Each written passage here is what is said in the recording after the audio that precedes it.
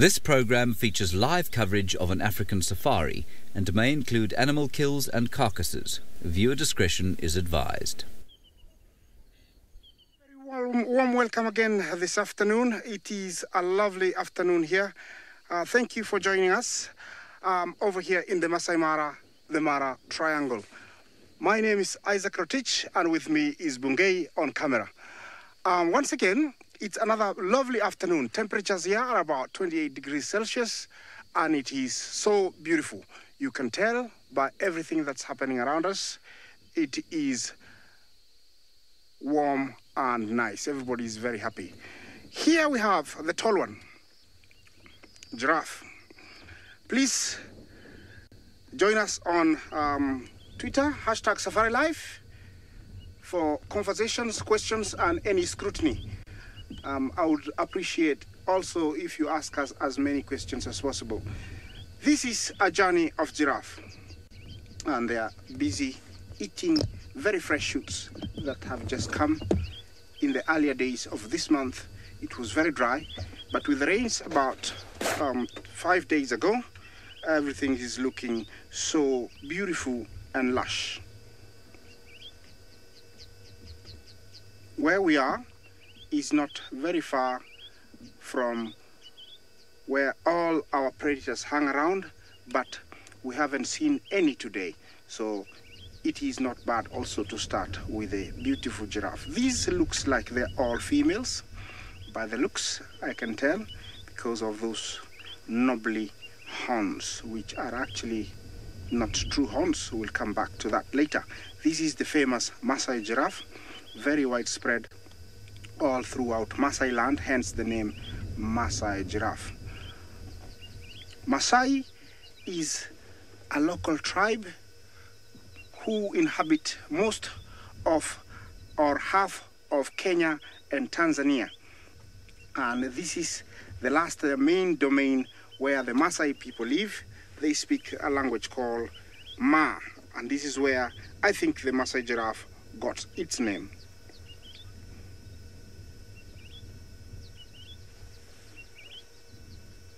We have no shortage of these guys, in the Masai Mara. They are very widespread because there is plenty of them to eat, and there is no worry for them even in the dry season. That one, I think, can hear me talking, and that's why he's looking this way. They have very good eyesight. He's looked to the right. I don't know what he sees, quite a long way. They are known to see quite a distance. Looks like they're all focused and also gone shut. They're not chewing, which sometimes we, the guides, can tell if there is a threat with that kind of body language. Looks like there is. It is not much of a threat, so they are quite okay. Ramit, you ask how warm it is in the Mara? It's around 28 degrees Celsius, so it's perfect, beautiful. I'm gonna try and leave this area because they are a bit in an area where I'm not allowed to go off-road, and see if I can find something else for you. My main aim this afternoon is to go towards Maji and Ege. Again, I was there this morning, and it was very nice. Although there were no cats, everything else was there.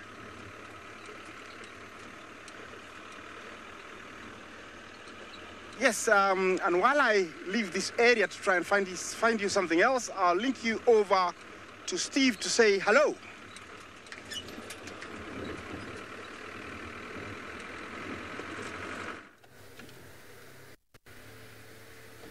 Good afternoon, everybody. Welcome. Juma in the Sabi Sand, South Africa. My name is Steve Falconbridge. I'm joined for the first time on camera by Bungei. I'm sorry, BK. I'm getting confused. Bungei's in the Mara. BK is down here. We're going to have to get some practice getting off the tongue, almost like we're going to be saying Big James and Little James at some point. Anyway, good afternoon, everyone. Welcome to South Africa. It is a very nice 36 degrees Celsius, 92 degrees Fahrenheit, somewhere around there. It is a wet, warm and sweltering day. All the animals we've seen are hiding in the shade.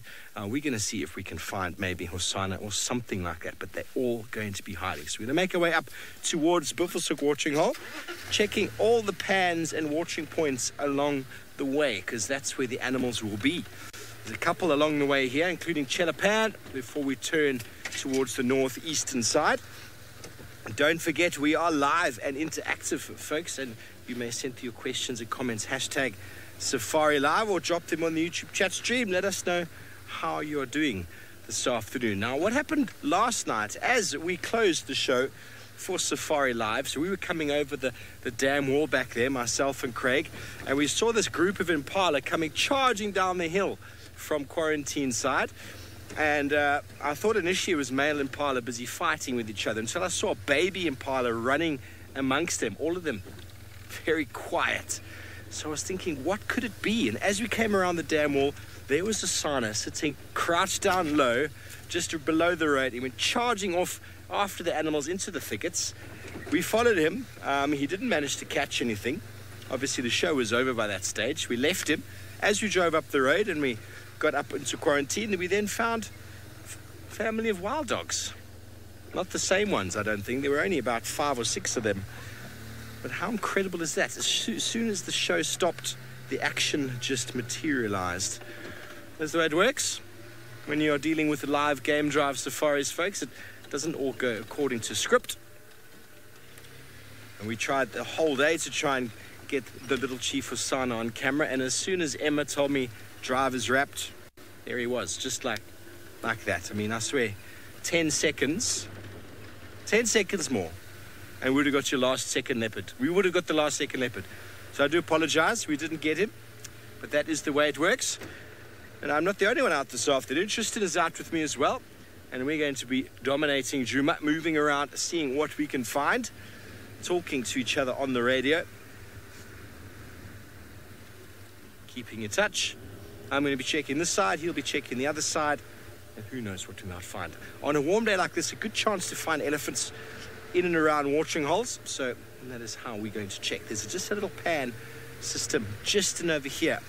I'm going to stick my nose in. Hello, Deborah. Good afternoon. You want to know about the density? Well, most certainly. When it's thick bush like this, you can't see far. The bushes are dense. You can't see through them. You can't see 5 meters sometimes. If you're at the right angle, you can see a bit further. But also when it's hot like this, the animals aren't moving. So they're lying flat in the shade, in the shelter. So you've actually got to physically bump into them. And if they're lying just off the road flat and you don't see them, well, then you've got absolutely no chance. So this time of year is renowned for being a good game viewing time, but that's just because there are lots of animals, but you've got to find them.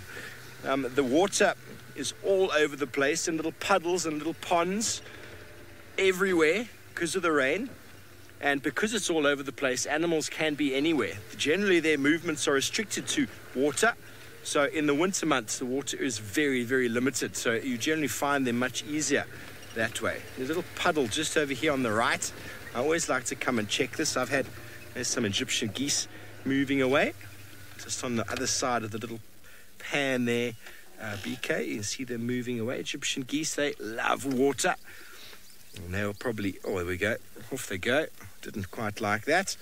I've had Tingana at this puddle. I've followed Hukamuri into this as well. I've had Hosana here many times.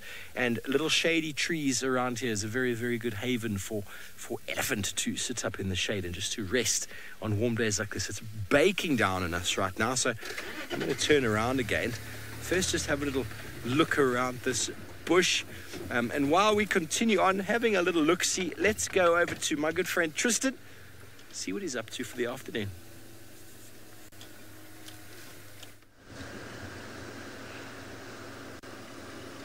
Well, Steve, I agree with you. Today is very warm, and that means that we're going to have our work cut out as we search around for any signs of the various animals that we are looking for.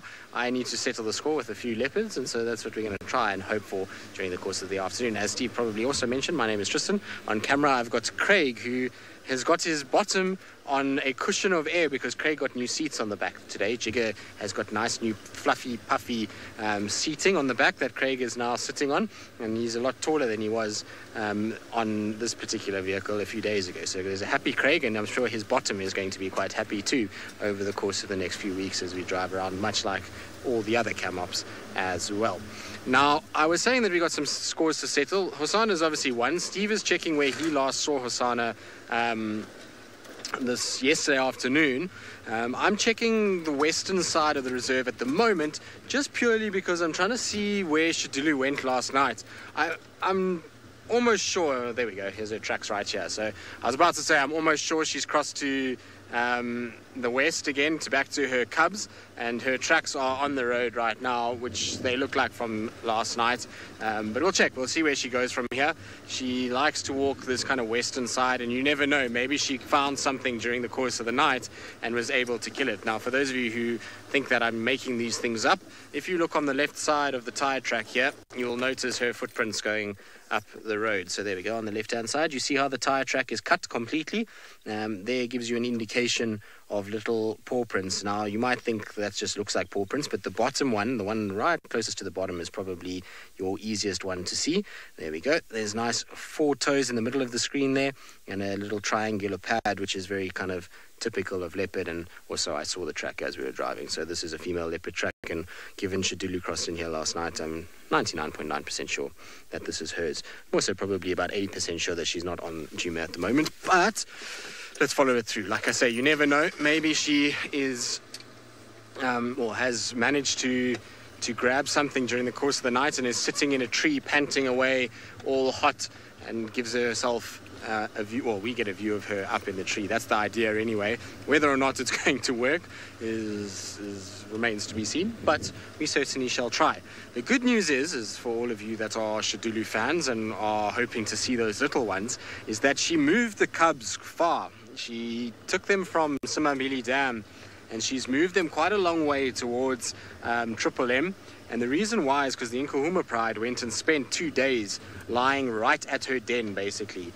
So she couldn't actually get to the cubs, I don't think, until they moved. And so when the lions moved away, she immediately got those cubs, and she's moved them quite far towards this side. And so apparently she's actually not that far away, or where they think the new den is not that far away from our boundary. And who knows, you never know, maybe in the next few weeks or month, you know, we might be able to get to see those little cubs coming across. Wouldn't that be spectacular if we see her footprints with tiny little cub tracks? It's been so long since I've tracked a cub that I would be so happy if we did. But her tracks are going straight. I mean, we're almost at Impala Plains now. There's pretty much no chance that I'm going to find this cat unless she's got a kill in one of these big marulas close by. So Firebird, she's got 2 beautiful little cubs, blue-eyed, cute bundles of fur, as leopard cubs often are, and I'm really excited to see them. I'm hoping they'll come across at some point soon. It would be just so magical if we had those little ones here. You know, obviously this time last year we had little Clalamba, who was just reaching that age where she was starting to adventure around a little bit. Mom was still keeping her at dens, but we had a pretty good tab of where they were in the Mulwati, and we were seeing them quite regularly. And so it would be nice to have that situation again. And I think Shadulu, all accounts, is a much easier leopard to spend time with and track than what Thandi is. Thandi's quite tricky, to say the least, is got probably the best wording for it.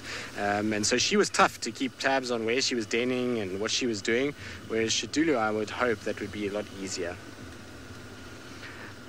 Tom, to be honest with you, I'm not 1,000,000% sure that they have an exact age on them, but I think the general consensus is that... Oh, what is this on the road here? There's a dead wildebeest here. That's interesting. Is it a wildebeest? There's something dead on the road here that was being eaten by vultures during the course of the day. Now, if Shadulu came past here, she must have noticed that this was here, and I wonder if it wasn't her kill, and while she went off to go to the cubs to suckle them, this has been eaten. I'll have to just double check with tracks. But back to how old those cubs are, they, as far as I understand it, are about 10 to 12 weeks, somewhere there is what I'm being told. They might be a little bit younger or a little bit older. It always depends on, we don't know the exact day. It's unlike Hosana, where we found the next day, had a visual of him with Karula pregnant. Shadulu was a little bit different, but definitely a lot of vulture activity here. I need to see if she came here as well, because otherwise, it's an impala actually is what it is, a big male impala. Sorry, Greggy, I'm just trying to see tracks. There looks like tracks for wild dogs here. That's what it looks like. And that would be a typical wild dog mess that has been made on the road. There, obviously, vultures have now come around and their tracks are all over the place, but this is really how you would generally see wild dogs, is you'd see them kind of strip everything out and feed off it. And so I wonder if this wasn't this morning. The fact that it's still here like this and there is no sign of any hyenas and that hasn't been dragged away is a good indication that this carcass was killed early hours of this morning when the hyenas weren't really as active. And so the puppies must, or a pack of dogs must have come here and had a bit of a go at this. And then I don't know if maybe Shadulu also came around. I'm going to have to just double check tracks and have a real good kind of look around and see what I can find. The thing is that the vultures have really kind of walked around a lot here, which means that I'm not going to be able to see her tracks very well. In all likelihood, the vultures have completely kind of destroyed what is here. I know it's wild dogs because there's one wild dog track running away from this, which is a good indicator that they were here. And just the way the carcass looks is typical for them. Interesting, though. I mean, it doesn't look... I suppose it's been hot today, so it will be dry. But we'll try and kind of have a bit of a better sort of look. I actually want to try and see. I'm just going to get off and have a quick squiz at the sort of meat on the head itself. Also, you can often get a really nice smell from this. So if we kind of turn it, it's going to be a lot of flies.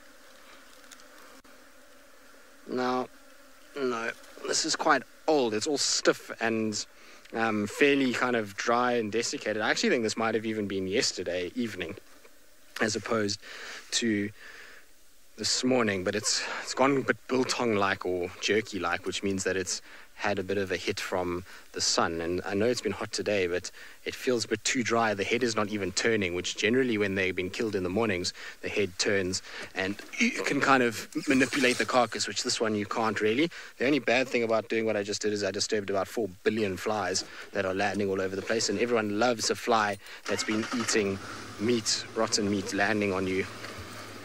The best thing. Anyway, sorry, Craig. Goodwill. I'm just trying... I can't see any tracks for her coming here, though.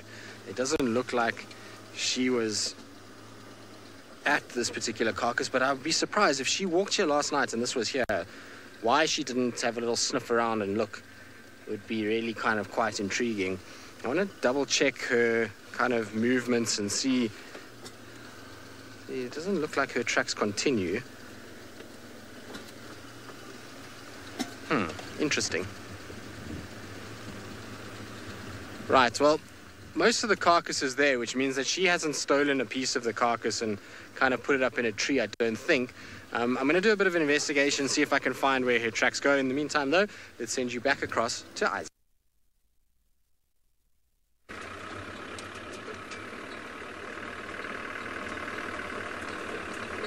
I'm still in search of something. We left the giraffes a bit soon after. I understand we've had lots of discussions about dead wildebeest, dead zebra, dead impala. I don't know what made the kills. We have seen some elephants from a distance, and that's where we're headed. But conditions here are very perfect. There is plenty for them. You can see the grass. It's quite high for end of January. Usually, this time of the year, the grass is much, much shorter. But due to the abnormal, normal weather, I call it, because we have to get used to it. It has rained, and now we have plenty of food, and there's nobody to eat it. And I'm sure the elephants are having lots and lots of fun with all this fresh grass.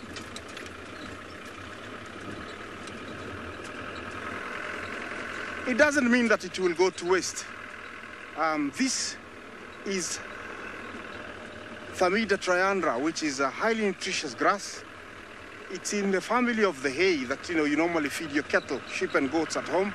And so when it dries up, if there's no moisture, it won't rot and it will remain very fresh for a very long time.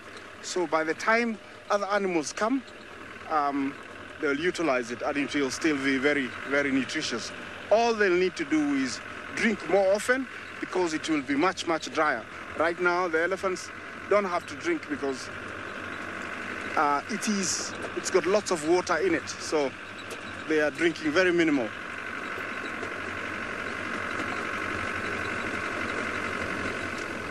I'm hoping to get as close as possible because there is quite a good number of them. Maybe we'll just show you and then try and get close because there is quite a good number. They're quite a distance away. You can see them over there. This is a very big breeding herd. I don't know how many they are, but I estimate it's more than 30. It's quite a good number.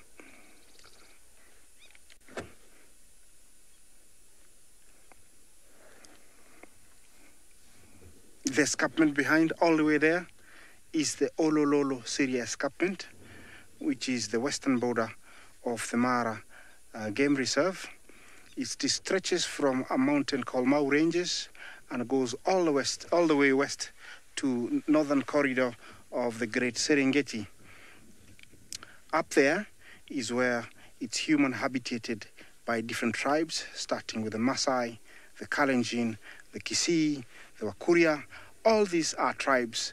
These are tribes that make up to 42 tribes in Kenya. So they live up there. It is totally different when you go up there because it is very farmed. Look at that female. She's lacking a tail. Mark, thank you. As you love elephants, they are magnificent animals. They are one of my favorites, and I never get tired of seeing them. And this time of the year, we have them in plentiful here in the Mara. We are so happy and very, very grateful. Ha! Look at that. This is a new female I haven't seen before. Look at her tusks. Looks like I would say she injured one at a very early age, and so it grew awkwardly. But looks like both of them actually grew awkwardly. So it could have been that she injured herself at a very young age, and then they grew that way. It's rather quite interesting. These are things that make us give these creatures names, and so they become characters. Sometimes not on television, but also out here in the plains, because the guides can recognize them and also they can share information. Andrea, the previous one, I think her tail could have been caused, at a very early age, either by hyenas trying to get her, they ripped it off, maybe crossing the river and a crocodile got hold of her and ripped it off. Ouch, quite painful you would think, but I think she's happier to have survived that. I would also, would want to die. I would rather use a finger or a hand and survive. So, but she made it. Those could have been the two causes what made her lose the tail. Well, we do see quite some numbers with, lost tails like that, and those are the cases. These are thoughts that the guides share. Nobody actually has ever witnessed, one, losing a tail to hyenas or crocodiles. It looks like older cousin is really being playful with younger cousin over there. See that? Yeah. This is a typical breeding herd where there's lots of young ones, fully grown females of different ages. Remember, Elephants live in matriarchal groups called herds, where an older female leads everybody and teaches them ways of life out here in the bush. By that I mean she would know where is best to be at different time of the year. Rosaline, you ask, when do females go into estrus? At the age of about 13 onwards, they are ready to go into estrus, and they will give birth once every 5 years. From 13 years, they are ready to mate, and gestation period 22 months, and give birth to one every about 4 or 5 years.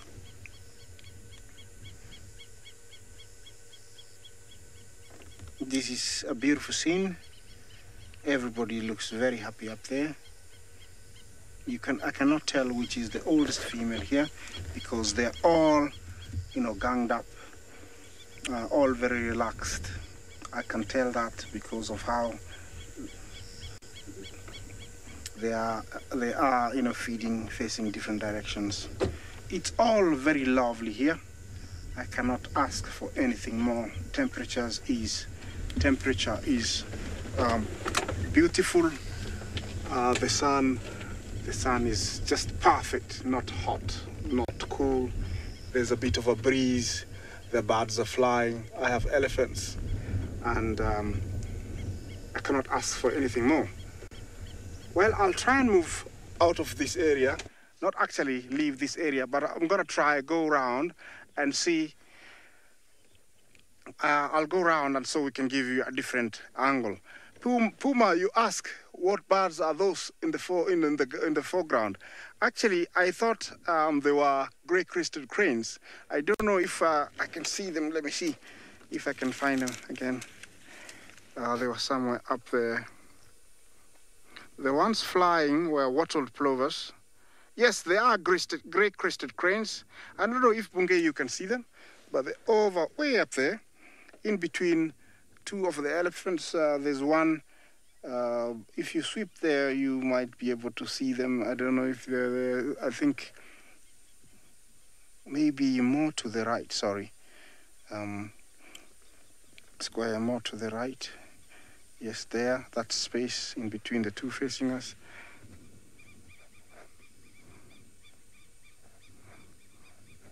Yeah, they're somewhere there. Okay, we can't see them really well. Let me go around and hopefully we'll share them with you once we confirm what they are. The ones that were making noises and flying were wattled plovers. It's another one of a very interesting bird. Once I stop, I will show you a picture. When they are breeding, they grow these long wattles. They look very funny.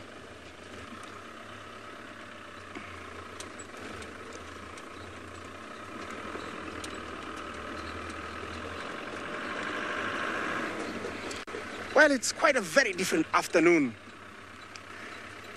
We've been hoping for this kind of afternoon for a few days now, but it has come and I'm so happy.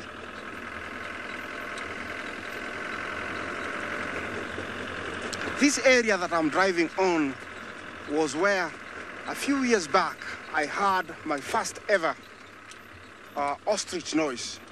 I thought it was a lion because it sounds very much like a lion. And I listened carefully and I looked and I saw this ostrich, and maybe I'll tell you the story when I come back, but I'll link you all the way down to South Africa where Steve is in search of the famous leopards of Djuma. Well, welcome back to South Africa. Jamie told me this morning that the Unkuhuma Pride is their tracks. I'm on Hyena Road, and a huge number of lions were lying down. Looked quite fresh back there, but then he found genet tracks on top of them. And genets are quite nocturnal animals. You won't normally see them in the morning moving around. So interesting to see how some of the tracks that I saw back there were quite well shaded. and they looked relatively fresh, but then on checking what other nocturnal activity has been on top. So she did say that the Nkuma Pride came in and crossed directly out north. Their tracks were coming along this road for the most part, and now have lost. They're not on the road anymore. Towards Buffelshoek Dam, which is just on the other side of this drainage line over here. And just go and have a look around, because there might be a good chance that if these lines did cross out on our northern boundary into Buffelshoek, that they might be quite thirsty and they might and go and spend Steve, famous hippo that we have always around Buffelshoek watering hole. The distraction and start buying decent tracks. I was just seeing if I could follow them for a bit. Okay, well, folks, it seems as if I'm in a bad signal area. I'm just while we stop for a moment and just get our signal back into gear. Let's go back up to the Masai Mara with Isaac. Yes, I've gone around. Plenty of water. Look at this. Maybe this is the best picture that I'll get of this guy. Okay, you see him right in front of us here. It's a beautiful small bird. This is the same one that flew in front of me, and I was trying to explain to you the wattled lapwing or plover. You see those wattles in the face? When the male is breeding, they get to be like twice the size. And that is the language these birds use to say, I love you, I want you. That's how they change, they grow those, and they, it's just saying, I love you without, using words, without using English. He's very busy, eating little aquatic insects. I don't know what has annoyed him. He seems to be very chirpy. Maybe he's lost his mate because I don't see his mate close by. Sorry, mate. Are you not happy? I don't know if you're getting the sounds. Those long legs are to help him walk or wade in the water and disturb little aquatic creatures, and eat them. Yeah, excellent. Look at that. Such a beautiful little creature. Yeah, the bobbing of the head is normal for them, moving up, backwards. Yeah, it's one of our common lapwings we get in the Mara. You can never miss them when you come here. Earlier on, I was telling you about this area. Quite a few years back, I was in this area and I heard this call, and I thought it was a lion. It went like this.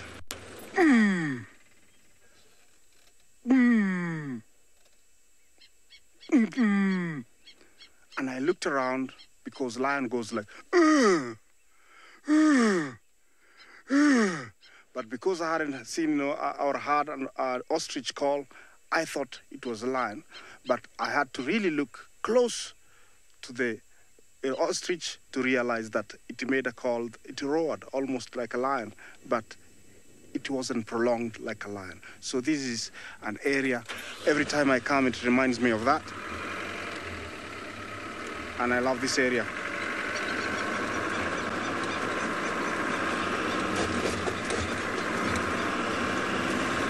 This is also a very good area for other herbivores like hippo, buffalo. Everything is here. Remember, I'm taking you around so we can have a closer look to this beautiful big herd of elephants that are not very far from me. They're just to my right. It's only that I cannot drive off-road around this area. So, and I...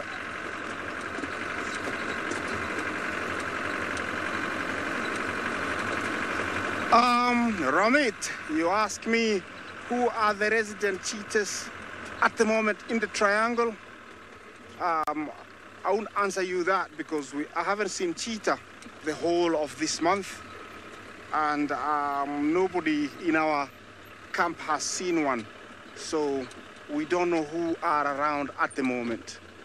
Sorry about that.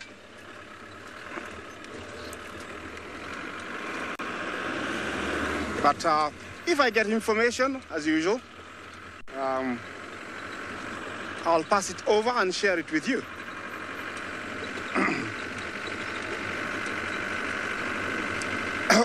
I think it was a bad decision. This truck has taken me farther and farther away from them. So maybe I'll have to stop somewhere up here and share them with you from this distance. I cannot get closer than where I was, but the light is better from this side.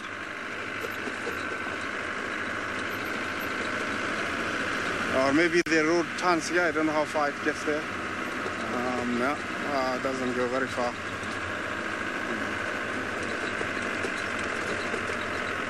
Okay, I'll stop here and let's share them with you. Okay, while we set up this spot, we'll link you to Tristan, who's looking for leopards down in Duma.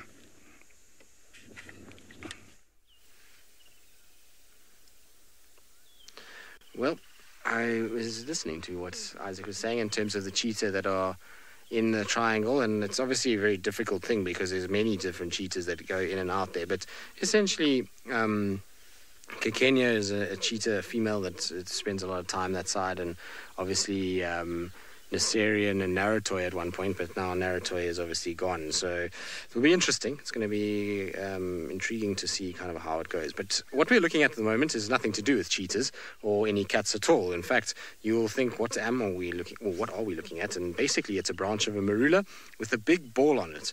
And that is not a marula fruit. That, in all likelihood, is made by a potter wasp. So these guys will build these clay-like nests on branches of trees. You do see it. Sometimes masonry wasps also do a very similar structure, and they'll build these, and that is where the wasps will live. I can't see any wasps themselves on it. Sometimes you can see them kind of sitting around close to it, but that you can see is basically bits of mud that have been packed together, and that's where potter wasp gets its name from. It's much like a pottery master. It can kind of shape clay and build little structures in which to lay its eggs and its larvae, and for them to be able to grow up and pupate into the adult wasp. So it's a cool thing to see. You don't always see it. They sometimes are quite obscured, but I think this one, because it's so big, it's dragging that branch down a little bit and exposing it a lot more than you would think, and it almost looks much like a fruit of the tree, which is pretty cool to see. So we thought we'd just stop quickly just to show all of you. Now, unfortunately, Shadulu's tracks have gone straight into Arathusa. They've crossed towards Red Dam, and from the intel that I get is roughly kind of that drainage line that runs north-south from Red Dam, which we've seen many different leopards in before, and where Shadow used to utilize a lot for den sites, is where potentially those cubs have been moved. So no surprise that she crossed over. I was hoping that the tracks or the carcass was going to kind of slow her down and maybe keep her there, but alas, no luck and no joy. She went straight across and into Arathusa. Matt, why are they called potter wasps? Well, it's like I just said, is that they build their homes out of clay, and so much like a pottery or a potter who manufactures wares out of clay, they do the same. So they collect clay and they will then build these little nesting sites, if you want to call them a nest, they can put their larvae into, and for them to grow safely without being disturbed by too many predators. So it's just the way that they build their little structures to house their offspring. Right, I'm not really sure now what my next plan of action is. I was thinking about doing Buffelshoek boundary, not really because of the Nkuhuma Pride. Now, I'm not really sure whether the Nkuhuma Pride is what I was looking for, but there was reports of 3 cheetahs on the Buffelshoek Manyaleti boundary last night. Apparently 2 males and a female. The female's got a bad injury on her leg with a kind of gash on it. They're all youngsters, apparently, and they've been seen on Mala Mala, I believe, a few times. And so I was thinking maybe it might be worth scratching around for them. I asked the guys in the Manyaleti to let me know whether or not they picked up any sign of them today, but so far nothing. So I thought maybe, but the problem is they're a little bit far to the east, so they're more in line with kind of Torchwood than they are with Duma. So it would be a bit of a long shot. I don't know, maybe later, but otherwise I'm a bit at loss to where I'm going to check. I think we'll check Treehouse Dam just because it's hot and you never know what's lurking about. Maybe some ellies around there. And then, I'm not sure. We'll see. If we don't come right with that, maybe we'll go and search for Tundi and Klalamba or one of those that comes in from time to time on the eastern boundary. So those are kind of, I think, the plans for now. This is a great pan to kind of check, is this little one here. Used to be seriously popular with Hosana and Shongile when they were still hanging around together, just after Karula disappeared. And in fact, even when Karula was alive, this was a place where they spent a lot of time in this area. And so it's always good just to come past here, have a little scratch, have a little look. Sometimes you get random leopard activity, and this is a good place now for Hukamuri and Shadulu. In fact, this is where Shadulu crossed on last night. And she crossed on just as show was kind of finishing up last night.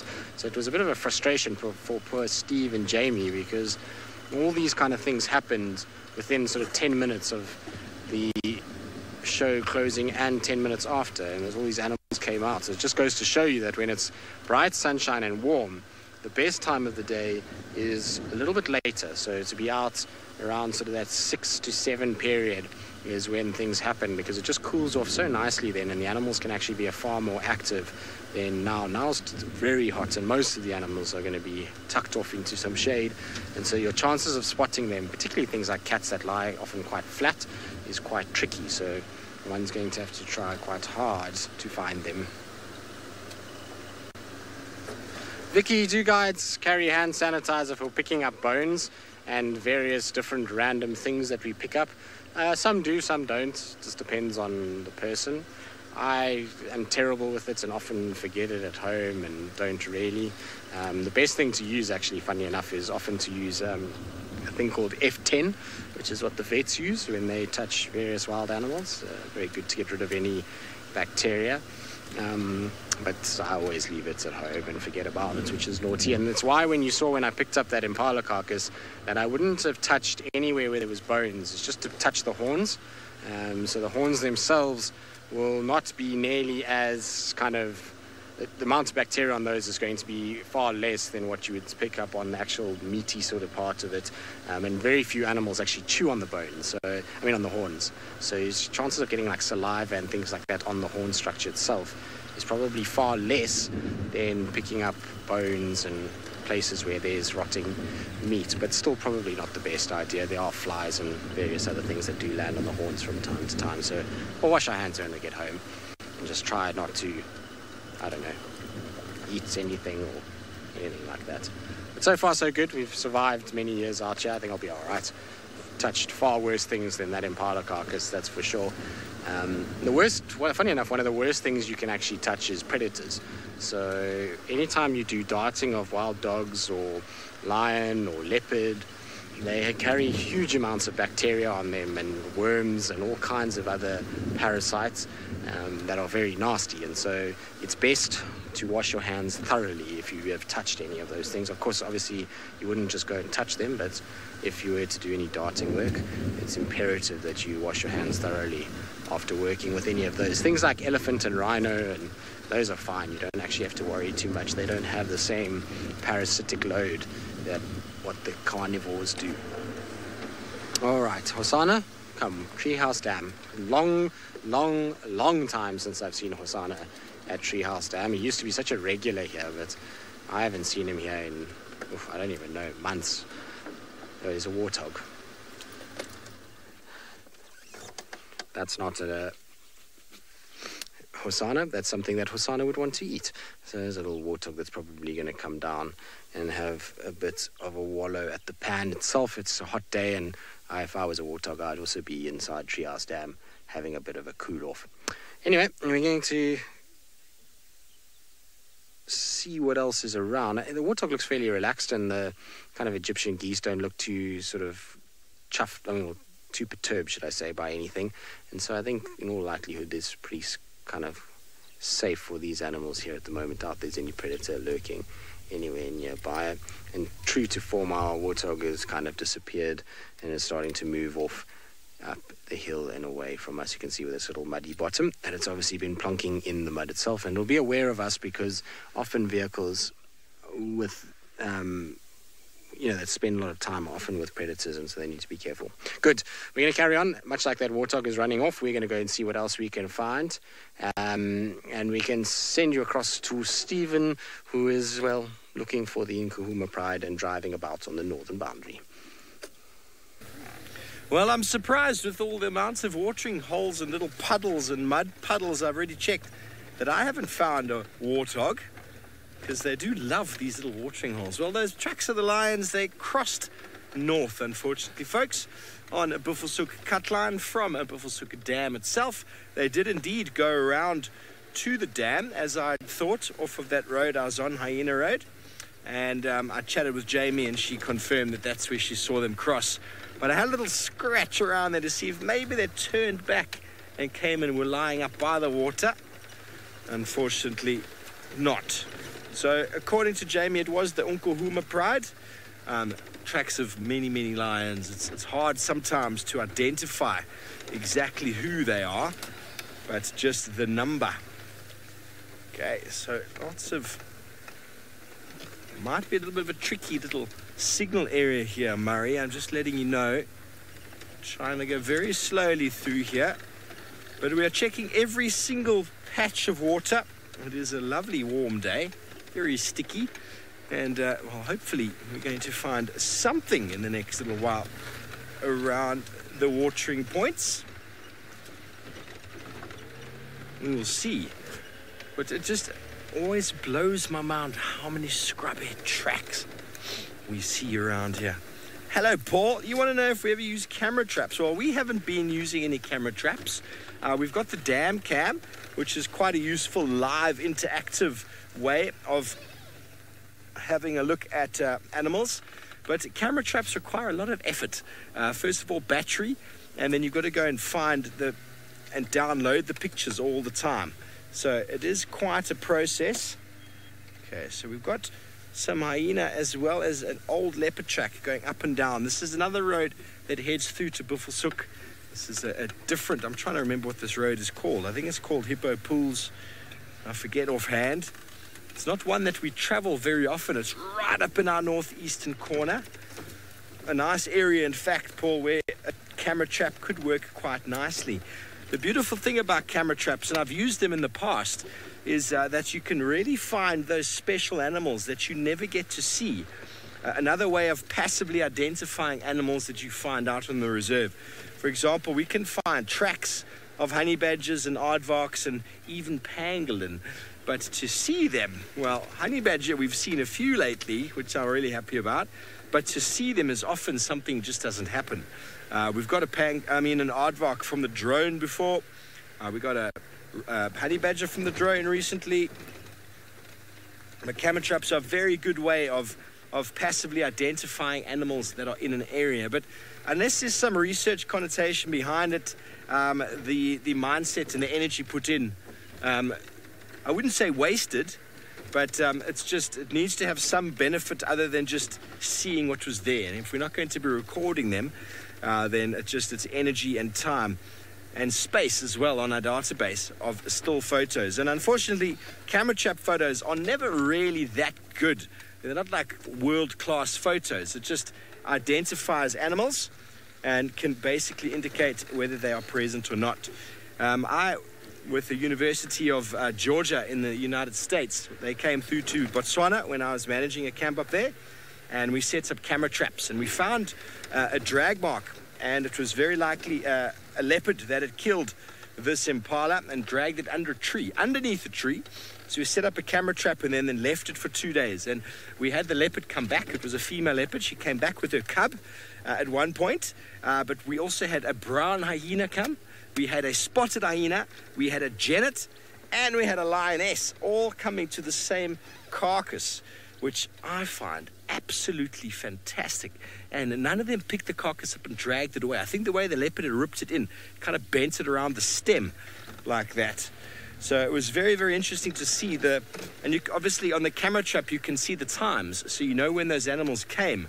And it was quite surprising the times that the brown hyena were there. They're actually there in relatively hours of the day that you don't generally think for them to be active. But brown hyena are really those misunderstood large carnivores that you don't really know too much about, because they're generally completely outcompeted by the spotted hyena.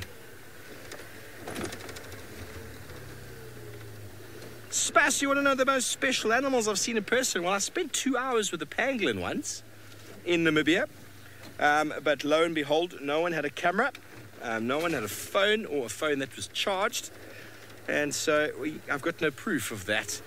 I've seen a number of aardvarks in my life. I think I'm on 7 now. The one from the drone makes number 8. I haven't actually seen one with my own eyes now in Djuma. Lots of tracks. I've never seen a striped polecat. I'd really like to see a striped polecat, also known as a zorilla. Almost like a gorilla, but with a Z. What else? I wouldn't mind seeing the forest elephants of South Africa down in Knysna. They are forest elephants down there. I've seen their tracks. I've seen a photo, but I haven't seen one.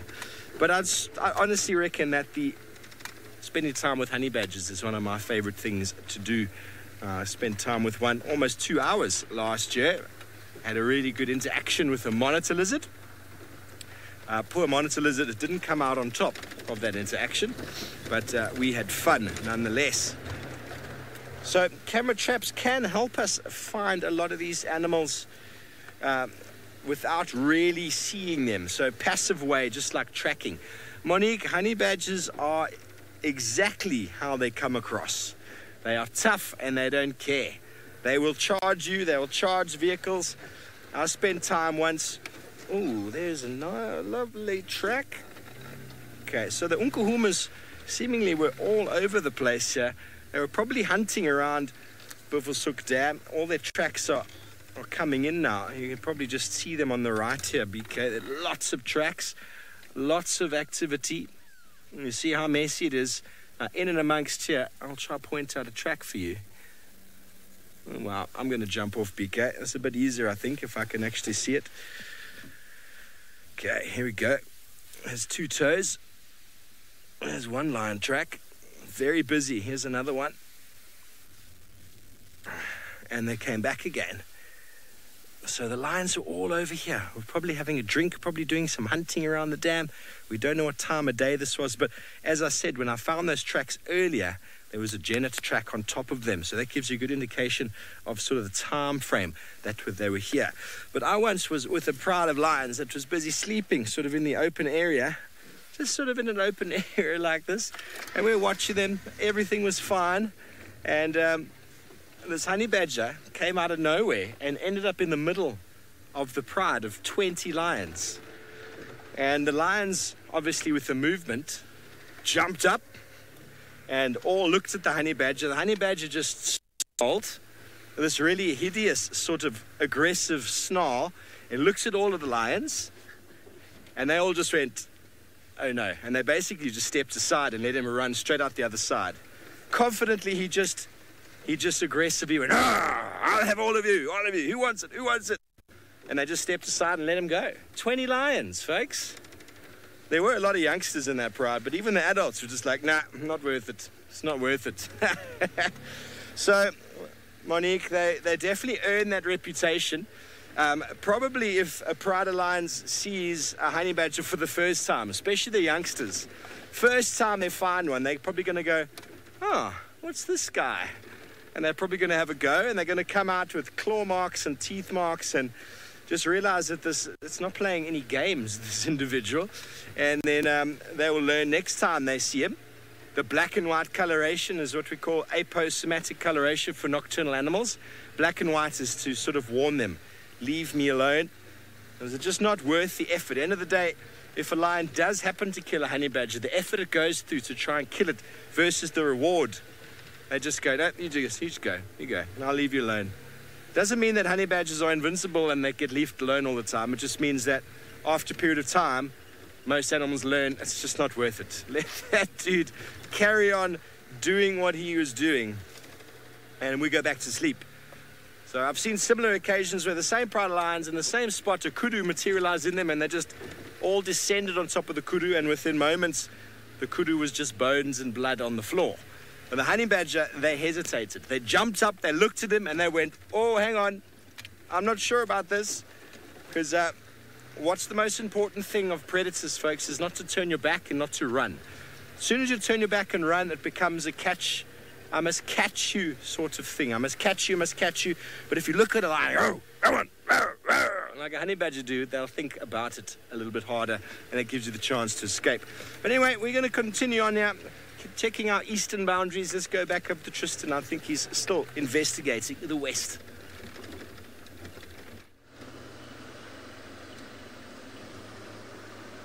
Well, Steve, it was an interesting conversation. There's quite a few little things there that are quite amazing to have witnessed. One. Two, there's some animals there that you want to see that I've fortunately been able to see, which is always quite nice. So there's striped polecats, Steve, if you want to see one. There used to be, I haven't heard of a sighting of it for ages, but back in 2010, 2011, there was a striped polecat at Chitwa airstrip that used to get seen from time to time. So that's a good place to look for them. Otherwise, the Eastern Cape. There's quite a few down that side of the world, if you are interested. But honey badgers as well. It's funny because with lions, I wonder actually, Steve was saying the first time they come across one, they probably don't know what to do. I imagine that most lions are pretty brazen the first time they come across a honey badger and then learn a lesson very quickly after that as to what to do. Although in saying that, I have seen more dead honey badgers from lion attack than I've seen injured lions from honey badgers, if I'm honest. I've seen 3 now honey badgers that have been killed by lions, and generally it's a very violent death, unfortunately, and it normally is if 2 of them grab it at once and then they kind of wild dog style pull it, and generally the force behind that is enough to actually pull pieces off of that honey badger, which is a very horrible way to go, and a macabre subject actually. I don't know why I went down that road, but anyway, it's unfortunately the way things do go. These little waterbuck are very cool animals as well. I thoroughly enjoy spending time with these guys, especially these males. They've got the most epic horn set, very different to a lot of the other antelope here with that forward-facing curve. And these are both youngsters. They're not very big males, so their horns haven't developed as much as they can. You sometimes get these monstrous sets of horns, much like those ones that the Nkuhuma killed. When was it? Craig, were you here for that, when they killed that big Nkuhuma? I think it was last year sometime when I was in Kenya, somewhere around there, or maybe when I was on leave somewhere, but they killed a massive waterbuck bull, and those horns are huge. I mean, they come up to almost to my waist. Are you going to mount your friend? Don't be alarmed. This does happen in young male animals. They often do mount one another, and it's generally just a kind of dominance sort of show that ends up happening between them. But you can see, look at how fast they're breathing. They are incredibly hot. You can imagine it must be quite warm with that thicker fur on. There we go. No, don't mate me. Bad friend. Look at the one in front. He's like, really? Really, George? Did you just try to do that again? What have I told you about jumping on my back? But anyway, it happens a lot. You'll see it in buffalo and ellies and various other antelope species that occur out here. Now, talking about animals that are rare sightings or things that I would, experiences that I would want to have, obviously a lot of the African animals I've thankfully been very lucky to have seen. There are quite a few, though, that's in Africa that I do want to kind of spend time with, and so the various different pangolin species would be cool to tick off all pangolin species within Africa. So white-bellied, black-bellied, obviously ground pangolin that we see. So that would be a cool thing to do, I think, is to get those different species of pangolins within Africa. I would love to go and see the kind of great cob migration up in South Sudan. I think that would be a really epic thing to go and kind of see. There's a lot of animals that migrate in that area, and also the scimitar oryx. Scimitar horned oryx, they're very, very cool animals. What else?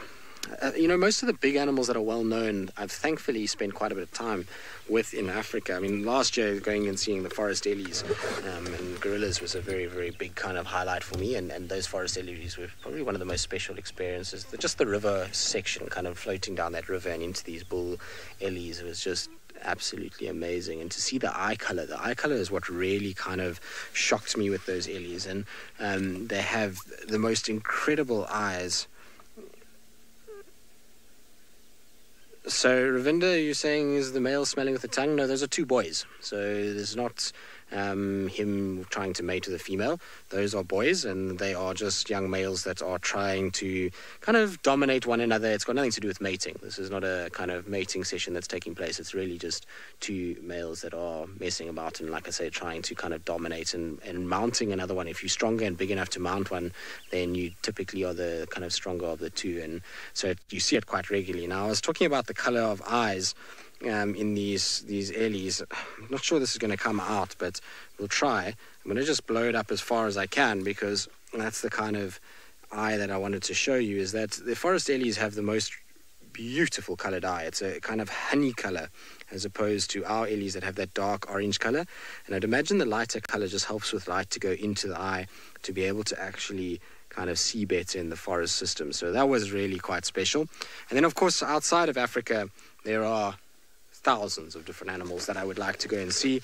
I mean, obviously we've spoken about these kind of things before, but there's the snow leopards, which hopefully soon will be one that I'll get off. Obviously in a few weeks' time, in fact, very close now. What are we?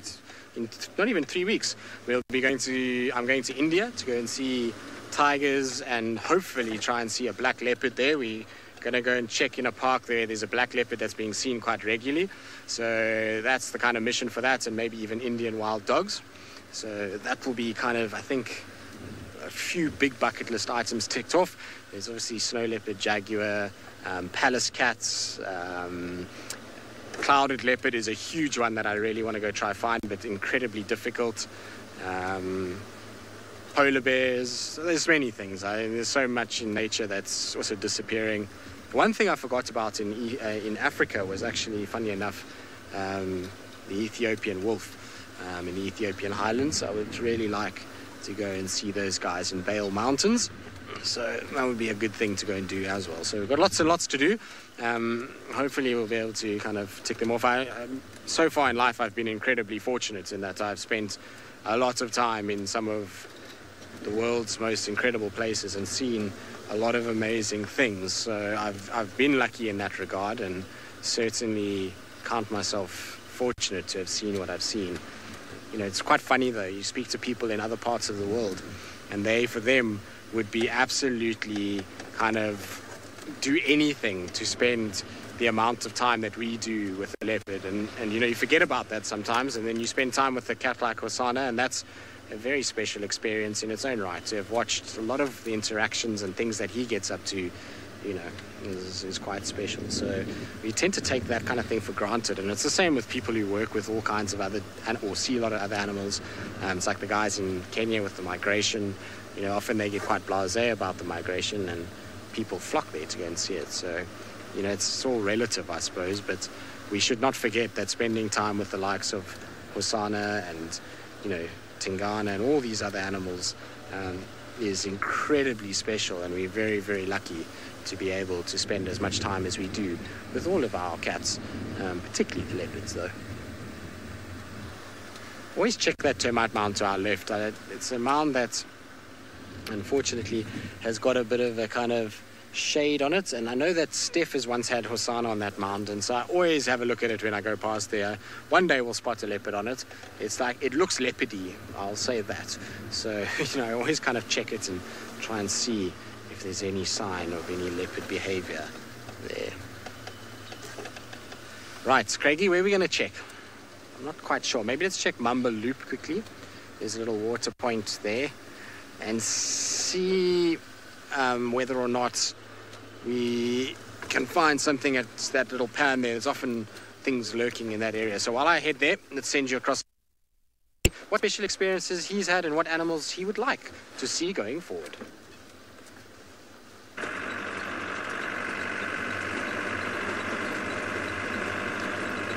Here I am still driving around aimlessly, but with a purpose. This area I was this morning, and I did see a good number of elephants, waterbucks, and other animals. I was just listening to the conversation with Tristan, explaining, you know, his bucket list and what he would like to see. I must say, one of the animals that I would really love to see slowly, quietly, and it be still would be a honey badger. We have them here, but believe you me, I've never seen one here in the Mara. My first ever honey badger, I had to take like 4 flights all the way to Botswana in Chiefs Island, and there I saw my first one, but it was very brief. The second one, I saw it in Serengeti, and only last year. So it would be nice to see one really nicely. The other one would be a pangolin. Apparently, Tristan saw one about 2 months ago here. I've lived here. I was born here, and the only one that I've ever seen was dead. So it would be nice to see one alive. There are lots of termite mounds here, so I believe they're here. And I haven't given up. I know I'll see one someday. But outside of here, I think in my bucket list, I do have the simian fox, which I'm lucky to go. I'll be going there in about a month's time. March 22nd, I'm going to Simian Mountains, and I'm hoping to see the simian fox. The other one, I would like to see the polar bear. The one thing about it, it's the biggest predator we have in the world, and interestingly, it is one of the predators that doesn't show any body language. It doesn't growl, doesn't blink when it's looking at you. It will charge you for no reason and from nowhere. So it's one of those things that I don't think anybody would love to love it, to see it. But for me, I would like to see it for that. And actually, the best ultimate experience would be on foot. I would like to see it on foot. So that would be, you know, the 3 in my bucket list. I don't want to make it too long because it might not happen. Yes. Who is around for me this afternoon? I don't know. The smaller ones, I doubt if we're gonna see them here because of the grass. But this is the area where, you know, somebody was asking about caracal in the morning. This is the area that I have seen them, you know, serval cats. This is the areas. I'm not promising anything, but anything is possible. This is the Masai Mara, and this afternoon it's very perfect. The view is beautiful, and I don't know who's gonna come out for me. Remember to join in on the conversation, otherwise if you don't ask me questions, I'll end up asking you questions, and at the end of this live broadcast, I would love to hear the answers.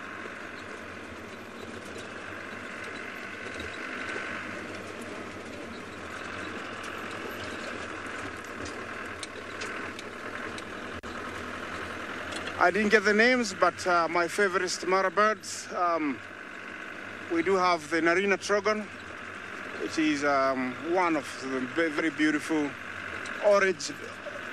orange-bellied parrot or lovebird.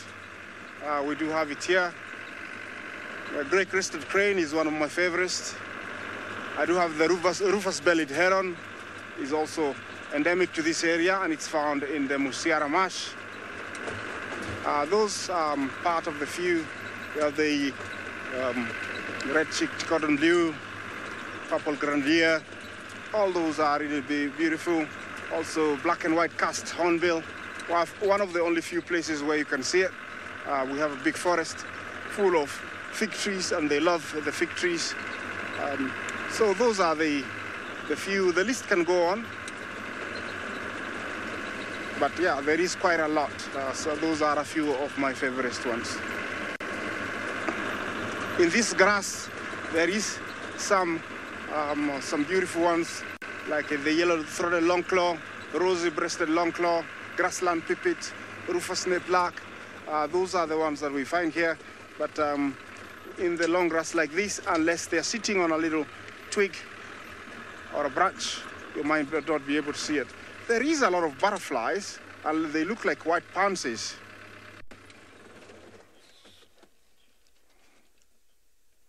Falcadag have always been a bird watcher. I would say it's one of my characters to be a bird watcher.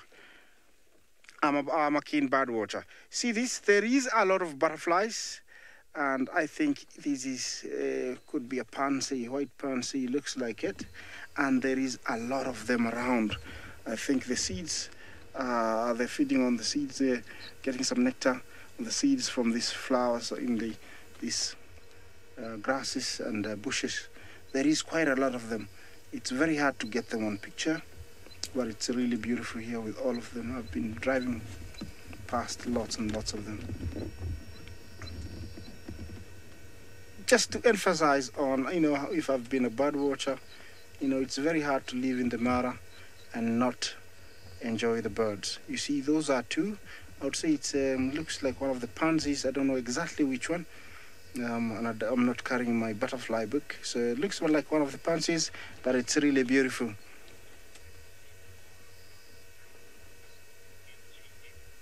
MGN, you asked me how tall have I seen the grass in the Maras grow up? About 4 feet.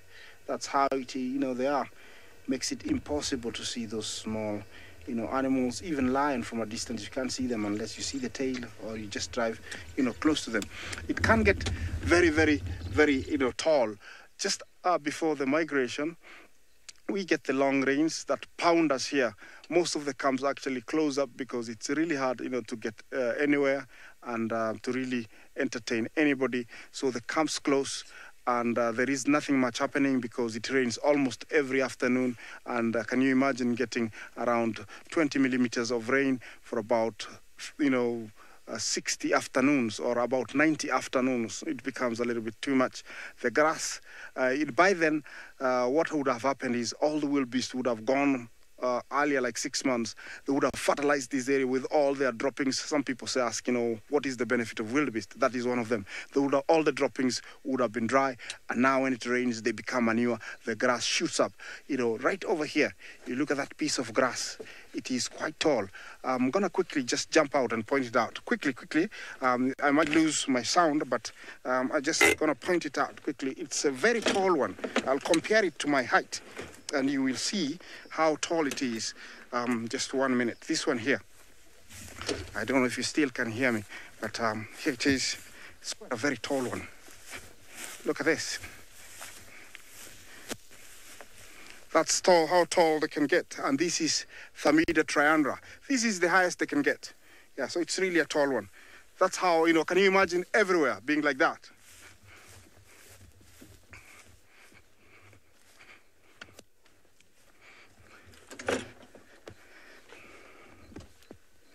Have to get everything back together now, which is not lots of fun.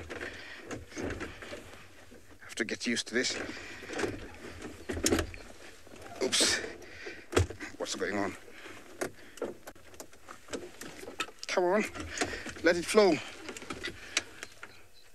Okay. I'm almost there. Not yet.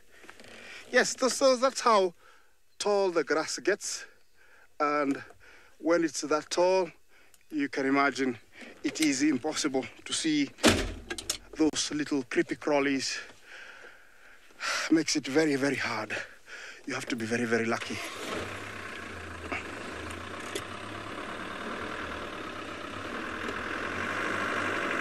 Chris, you asked me if there is any purple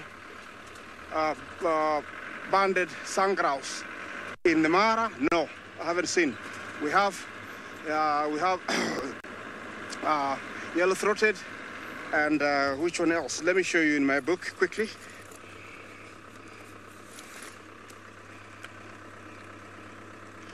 Grouse.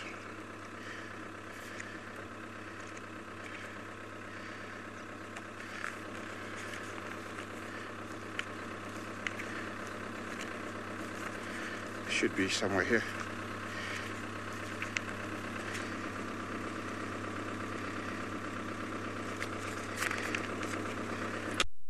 Okay, this might take a little bit long, but I'm hoping to be there as soon as possible.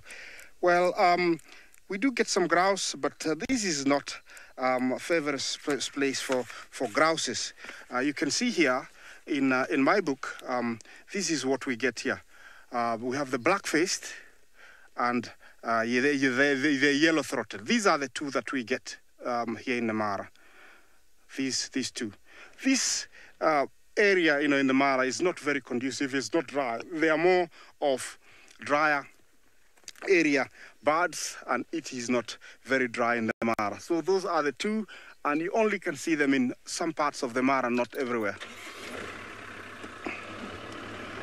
Let's proceed on.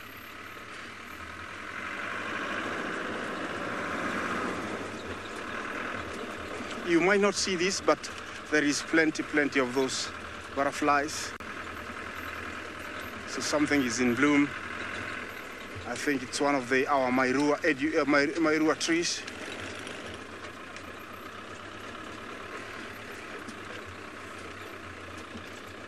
Oh, sorry, I think I answered the wrong one. Sunbirds. It was sunbirds, not sangaraus. Excuse me.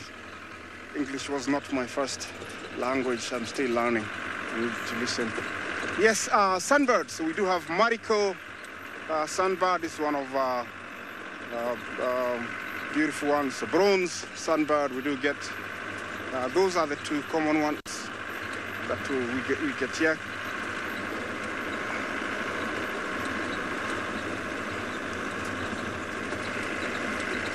What was that?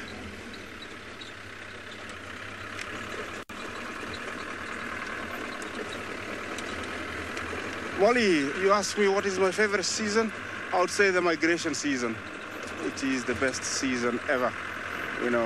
When these plains are all littered. That's the way I would put it. Littered with wildebeest. Can you imagine? Right now I would be driving and there'll be parting ways to give me, this truck so I can get to where I'm going. And either side of the road is just wildebeest going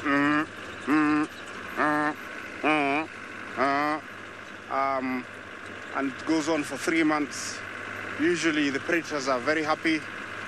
The tourists are very happy because there's animals everywhere. I would say it's still my favorite time, although I like a little bit of privacy and solitude. Like this time of the year, it's really also nice, but that is the best time.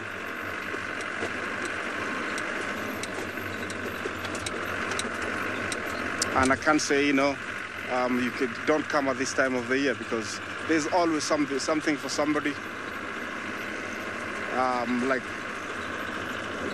Like right now, I'm driving like this. I don't know what I'm gonna find next. So as I continue meandering and finding something, I'll link you down all the way to Tristan. I don't know if he's being lucky more than me.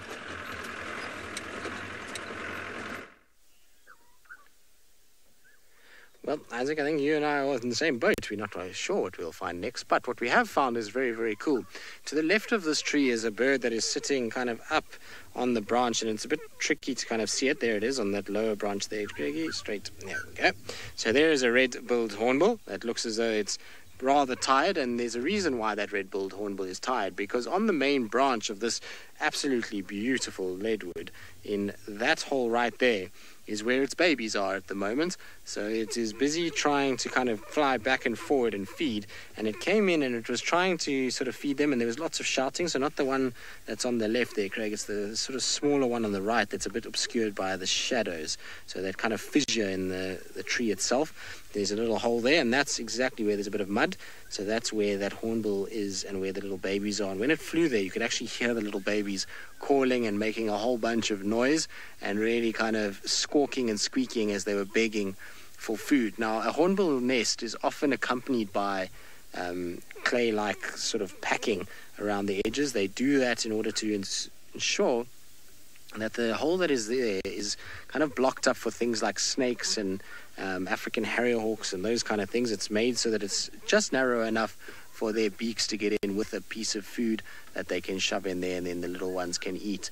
Now, of course, the females are often inside there as well. They'll often be kind of sealed in and protected, the chicks, by staying with them and incubating them and all of the rest. Now, you might think, well, how are they going to get out of a hole of that size? That hole is not very big at all. And well, the answer to that is probably that they're going to exit out the top. So if you look right at the top, there's a broken off section of the branch. And so I'm pretty sure it's hollow all the way down from the top there, and they'll just climb up and fly out from the top side, or there's a hole on the other side that they'll be able to squeeze through, because that particular hole is too small for them. I would imagine that hole, trying to give you an idea of size, would be, let me think, about a size of a lighter. So one of those small kind of lighters that you get, that's about the size of it. Now, I've been sitting here in the hope that the hornbill will come back again with food. Often when they are feeding little ones, is that they're quite busy and they kind of go back and forth, and it's generally the male bird that does all of this, like I say, because the female is often inside there and relying on the male to be able to find all the food necessary. But this particular tree will probably house a few different nesting sites, not only for these guys, but for things like starlings, jennets, bush babies. They'll all kind of utilize trees like this, dead trees where there's hollowed out little holes. Funny enough, I was actually reading a really interesting thing about bush babies, that some bush babies are... Craig, did you hear that? No. I thought I just heard a leopard calling. No, it's gone quiet, so I don't think so. Maybe I'm just imagining it with wishful thinking. But some of the bush babies that we get out here, the lesser and the sort of thick-tailed bush baby, some of them will actually have up to 12 different nesting sites that they use regularly throughout their nursing of their young, and sometimes there's 7 of those nesting sites will be up to several, will be up in one tree alone, which is quite amazing when you think about it, that they build 7 nests in the same tree. You'd think they'd be happy with just the one. Alas, our hornbill is not coming back, and so therefore we'll leave it there and let it carry on with its day. Maybe it's a bit shy to come here while we're here. Now, I'm going to drive this fire break for 2 reasons.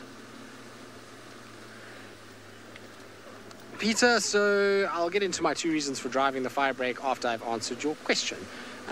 If the male hornbill dies, do the rest die? No, you'll probably find what will happen is the female, after the point where she becomes starving, will start to kind of break out and come out and try and find food of her own. It just compromises the chicks massively, but that will to survive will mean that she'll try and come out and try and sort of get as much food as she can as well. So I know she probably won't starve. She won't sit there just waiting in the hope that he comes back. She'll eventually just abandon the offspring and go off on her own. Now, the reason why I'm driving this road is, one, because we know Tingana, Tandi, Kalamba all kind of move around in this sort of southern section, even Hosana to a degree, and this fire break area is not the worst place to check for them. I also had tracks for that skittish male here the other day, so I'm just driving here in case we can get a glimpse of him, or you never know what can happen. And this fire break road is really driven so seldom that it's a good place to sometimes look when you're a bit desperate and you haven't found too much. I find that it's a great kind of point to check. Sometimes you come across random things on this fire break and pick up tracks that you didn't know were around, and from there are able to kind of find certain animals. But so far it's yielding very little at this stage. In fact, this afternoon has yielded very little in general. We've seen so little in the way of animal life. It's just been a few impalas and that waterbuck and the flies on a dead impala. That's it. There's been very, very little in the way of actually animals or any signs, really. I mean, we don't even have tracks to follow up. Sometimes you have a quiet drive, but at least you kind of engaged in a tracking process, and there's that kind of glimmer of hope that if you just persevere, you'll get it right. But this afternoon, there's really nothing to go on. I mean, the only tracks we've had have crossed out into Arethusa, and that's it. There's nothing else anywhere around that is worth following up on just yet. So I'm hoping as it starts to cool down, so we're going to see animals starting to wake up a little bit and get a lot more luck when it comes to actually finding what we're looking for. It's a tough area, though, this, to find animals. Even if you do find tracks, it's quite tricky. You've got to get lucky. This drainage here is the perfect hiding spot if an animal does not want to be seen, and you will not get a car inside there at all. So it's no wonder that shy leopards are hanging around in these areas. It doesn't look like any fresh tracks, that's for sure. Let's check this little den site here quickly in case. Tanya, how fast can the guides drive? Well, Tanya, it depends on which guide you're asking, because some guides can drive incredibly fast on these roads, even though that they probably shouldn't, and others not so much. But the speed limit, if you want to call it that, for the reserve is what is told to people that enter the reserve that don't work here, is 40 kilometers per hour. That is what is that is what is people are told they may go at. Unfortunately, though, you tell a wild dog to run at 40 kilometers an hour, it's going to probably laugh at you and leave you in its dust. So sometimes you have to go a little bit quicker, but generally you shouldn't speed out here. And the reason why is quite obvious, is that things like francolins and squirrels and all kinds of animals really cross roads, use roads, and you're going to get yourself into all kinds of trouble if you end up hitting something on the road, and it's really not a very pleasant experience to hit an animal. You know, the idea of us being out here is that we are here to observe and not to destroy, and so you know, speeding is never a good thing. The other thing with speeding is that you miss a lot. When you drive at this kind of speed, I tend to drive fairly slowly when I'm driving around, unless I'm tracking something, in which case the pace will quicken because I try and close the gap as fast as possible. But when you're just doing sort of canvassing like we are now, I find it's much, much better to take it much slower and kind of just look and scan every single little pathway that goes off the road for any tracks, check all the trees, check the shade. Just make sure that you're really kind of looking properly as opposed to just racing around in the hope that you're going to bump something. That's the way I do things. Some are a little bit different, but for me, I've learned speed is not your friend out here, particularly when looking for animals. It makes life a bit tricky. The Mara is a bit different. The Mara, you can go a little quicker, and the reason why is, one is your distances are so much greater.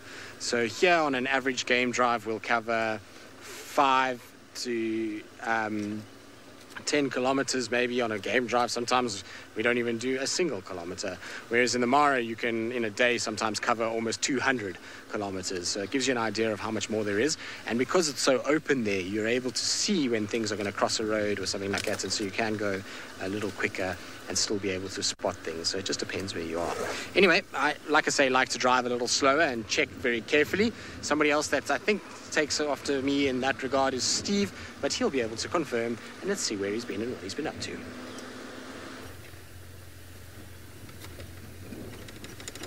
Just taking a nice cruise, you know. If you drive too fast, you can't see anything.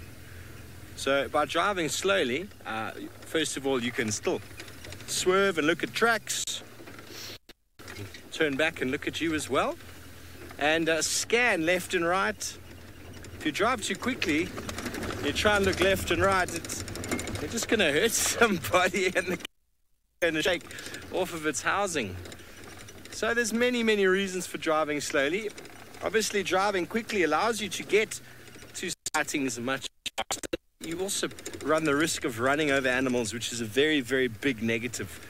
Very big negative.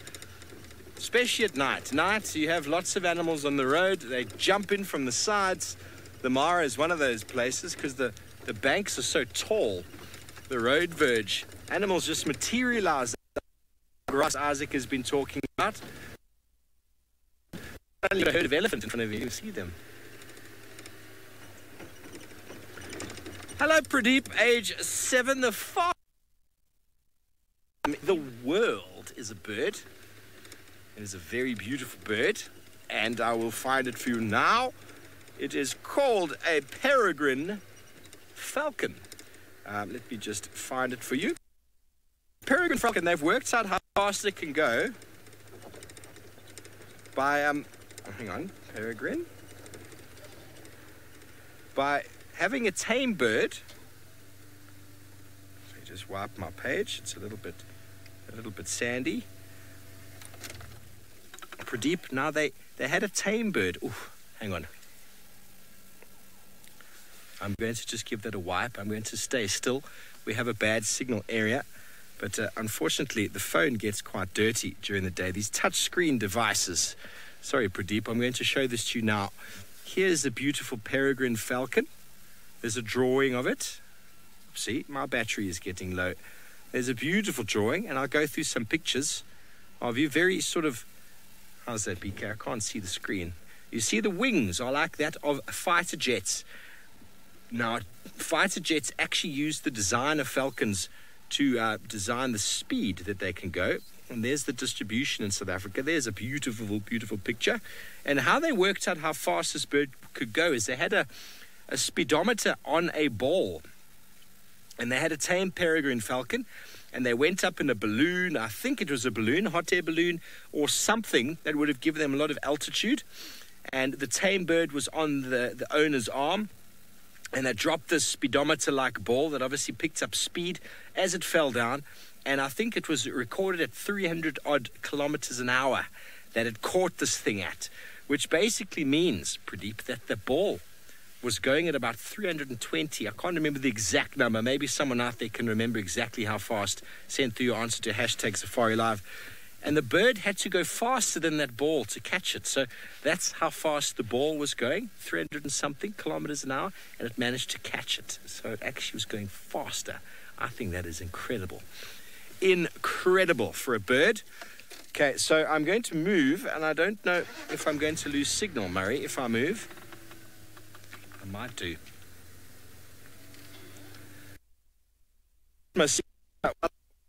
Better spot. Let's take you all the way back up to the Masai Mara for some more stories with Isaac.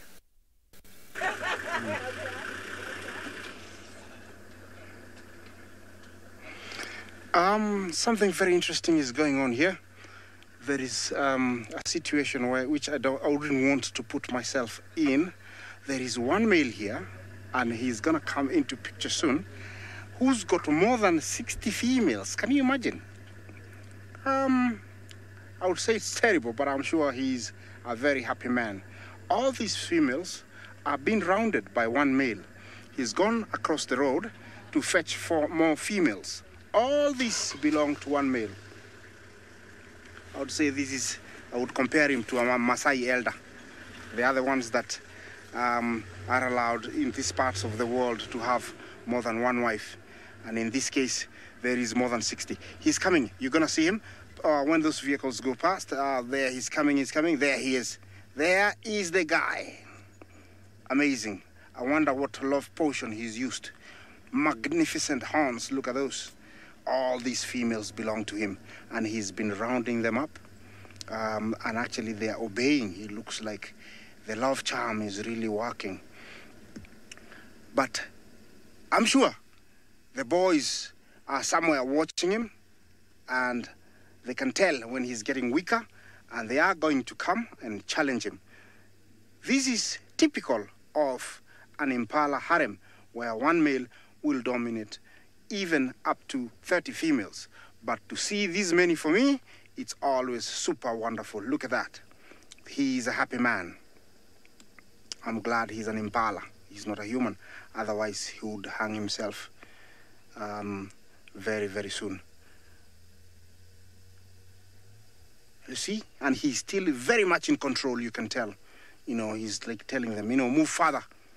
There's some guys coming and I don't want you, to be seen by them. This is like what is happening. He's pushing them, farther and farther away. There were some males to the right. We'll be able to show you, to share them with you later.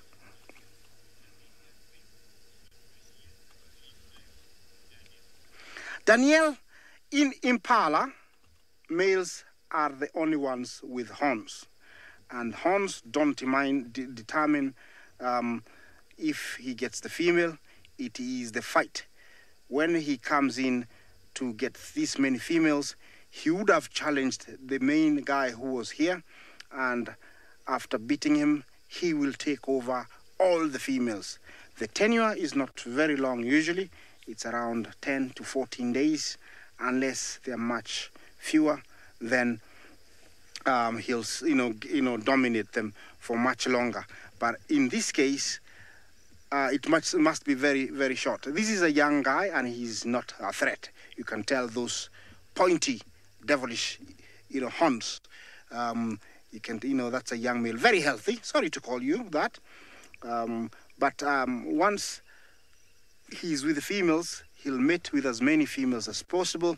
The ones are in estrus, so he gets a very little time to eat, and he's always chasing other males away, gathering the females together. So he weakens very quickly. A male coming in here within 4 or 5 days will be able to challenge him and take over. The fights are usually can result sometimes in fatality. They fight to death because of the females. You can tell he's really in charge, he's really in control, and he's looking behind to see if there's any males coming. And you can tell the females are like, can we have somebody else? I saw that female, that's what I thought, he meant. And right now he's peeing. That is also a sign of putting a sign there telling the other guys, I'm strong. You see those females? They're looking behind like, can we get different boys this time? That's what, I think they're looking at. They're looking quite a distance, but he's like, you are mine. Carol, you ask where he's heading the females to. I would say he just wants to have all of them for himself and for as much time as possible. And so he's trying to herd them where they cannot be seen by males, maybe into those bushes, which could be the wrong idea because you don't know what is lacking in there. He's more concerned with the males behind here and not concerned with where they're going. If I was a female, I would worry, if you're just driving me down the road and not telling me where we're going. But this girl seems to really listen and to obey what he's saying. I wonder what kind of potion he's used. Or maybe they feel, he deserves to have them. And I think this is the case here. Because for sure, nobody's trying to run off, which sometimes is the case where if they feel he's getting weaker, some females will run in different directions and, run away from them. That's what they do. They'll try and run away from him. Gemma, you ask, how long he will have the females. Like I said, in books, they say that the one that really lasted most time was about 2 weeks. But I would say in this case, I don't think he's got a chance to last more than 5 days here. Because can you imagine if he's going at it with 5 females every 1 hour and not eating as much, chasing other males? So it is, 3 to 5 days I would give him. I don't think he would last more than that. You can tell he's going around checking the females, who is ready to be mated. That is what he's doing. He's doing his rounds. Over here, the females usually would want to stay with the strongest male because they also want to have a stronger gene. And so this is his chance. He's not here by chance. He fought for this. And so he will try and mate as many females as possible to ensure that his gene is going to spread and it's going to be outnumber all the other males. And in this case, he's checking. I don't think he's been lucky to find any female in estrus so far. But this is what he's doing. This is the impala. And in Swahili, we call it swala pala. An animal that is found in big numbers in the Masai Mara. It eats a few leaves and plenty of grass. See, he's going around. He hasn't been lucky. Okay, a little bit of a nibble. The female seems to be every now and then looking way back. Maybe he's just won the females today. That's why he's so active and they're listening to him.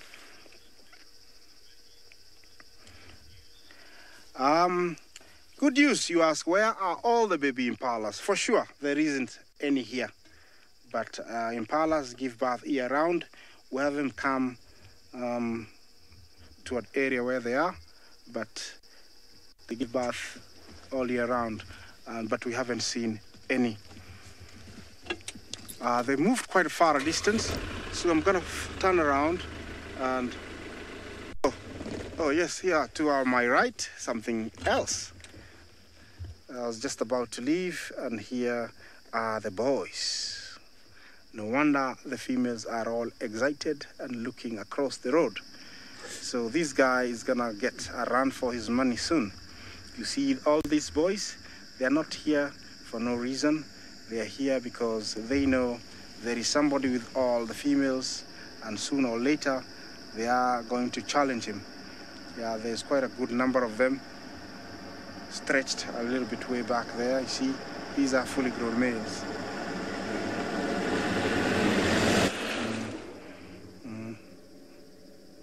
Yeah, that guy looks a little bit tired. Maybe he's the one who got ousted. So these are the boys. We call it the bachelor herd. It's a group of boys, males only.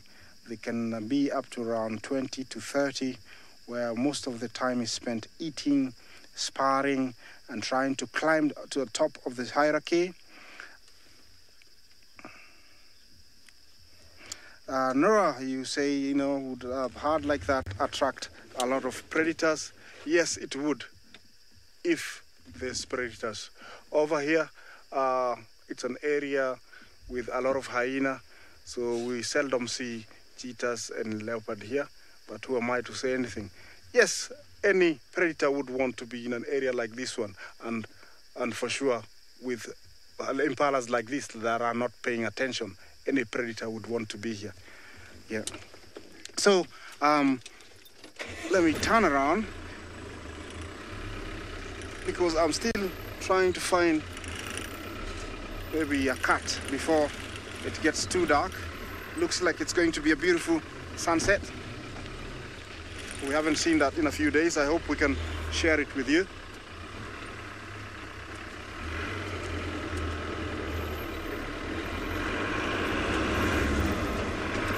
Over here I have Thompson's gazelle.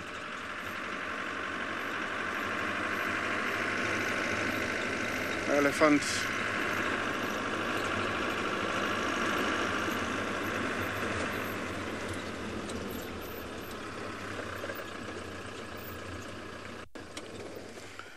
Yeah, while we observe these beautiful creatures over here, I'll send you to Tristan, who is still looking for Hosanna or other Juma famous leopards.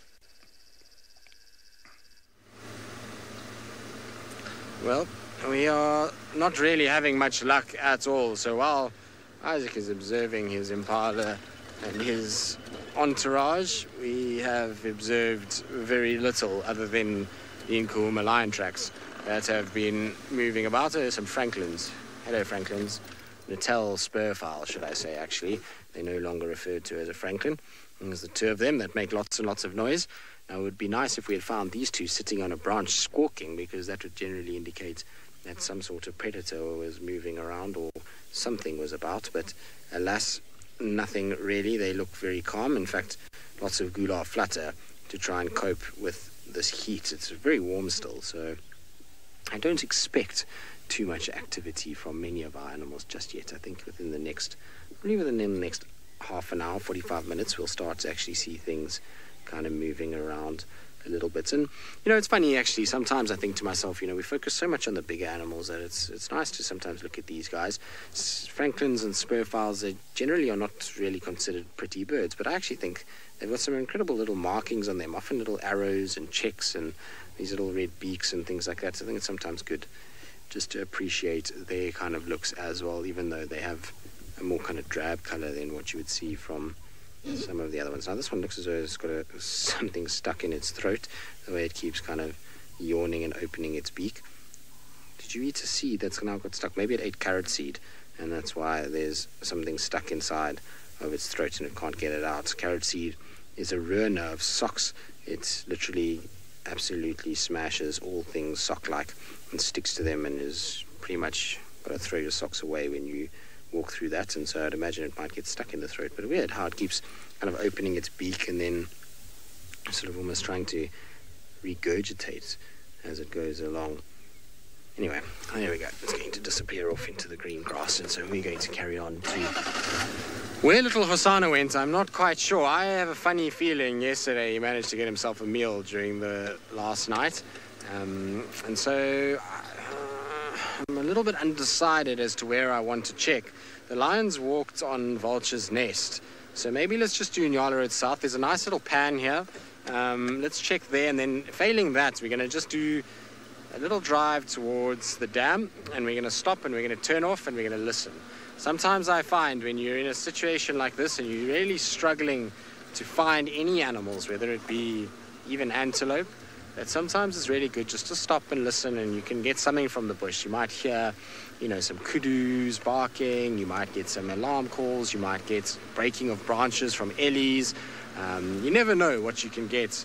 I mean, yesterday when we were sitting at Inga's, we were just sitting kind of as the sun was going down and had our feet in the pool, and you know, then we saw impalas run past, and then you had the kind of dogs. And so sometimes just sitting still and listening is what can give you a clue as to what's going on around. I sometimes think we drive a lot and we don't actually hear that much, and it's a kind of case in point is the bushwalk in the morning. Often bushwalk picks up sounds that we don't hear, and that gets us onto the right kind of track, and we can start sort of looking for animals from there. So I find that sometimes silence and just appreciating your surroundings for a bit gives you something that you can go off and work on, especially at this time around sort of sunset.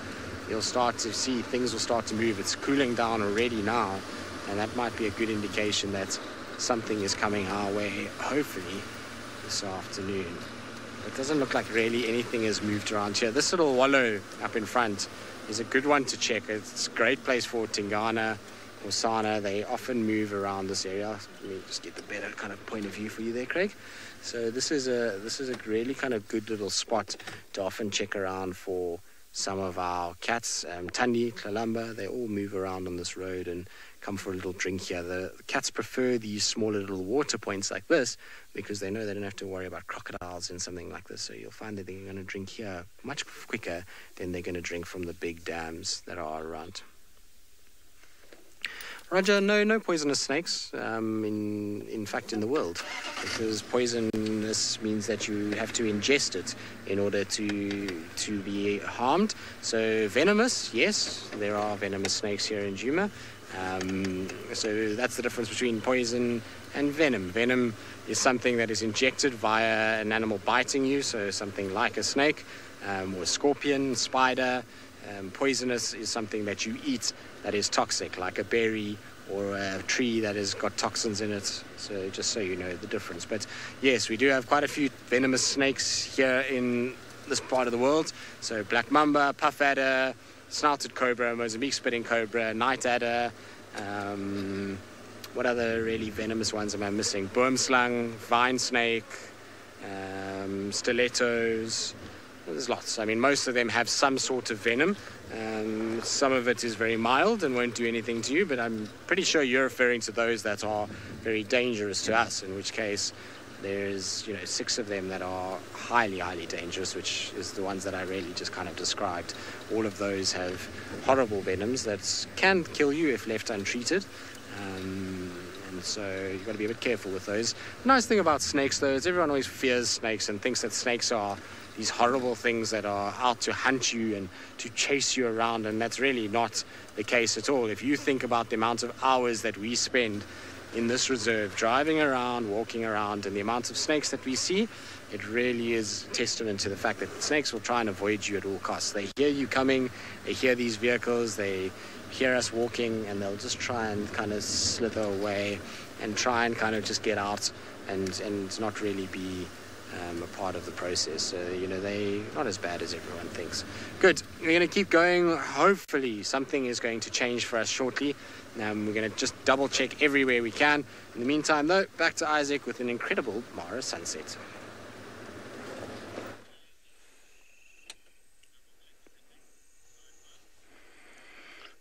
Yeah, here we have to say goodbye to this beautiful planet. It's going down very fast. It is almost 10 to 7 here, and it is sunset. So beautiful, that orange glow. You can hear the frogs, the crickets, some of them welcoming the evening, and some of them saying goodbye to the evening. Here, we're very close to the equator. We're only about 1 degree 15 minutes south of equator. As the crow flies, we're less than 100 kilometers, which is about 60 miles from the equator. So we don't lose much time like when you go further north or further south. So sunrise is almost the difference throughout the year is only about half an hour. You gain or we lose over here. Right now we have gained and it's setting quite early. Beautiful. Look like it's been followed by a lot of glare behind it. Really superb. I've had a few birds calling. I don't know what everybody is saying to the sun. I'm sure some of them are wishing it would stay a little bit longer, because night is when some of the night animals come out, and it is very scary to be here. I wouldn't want to break down or spend a night out here because I have no reason, although in my earlier years I did spend sometimes out like this. Situation forced us when you're young and the grazing ground is not close, so you move quite a far distance and it is a waste of time to go back and come back tomorrow. So you end up finding a small place where you make a temporary corral, put your kettle and make a fire, spend the night there. Milk only cows that are producing milk, drink that and hope it will sustain you through the night. Then the next day you start grazing the cattle, going back towards the village. But in this case, over here, I have a 4-wheel Land Rover and it's full of fuel and I don't see any reason for me to spend the night here. But I'm sure in the coming months when we really want to spend the night out so we can bring you this amazing nightlife.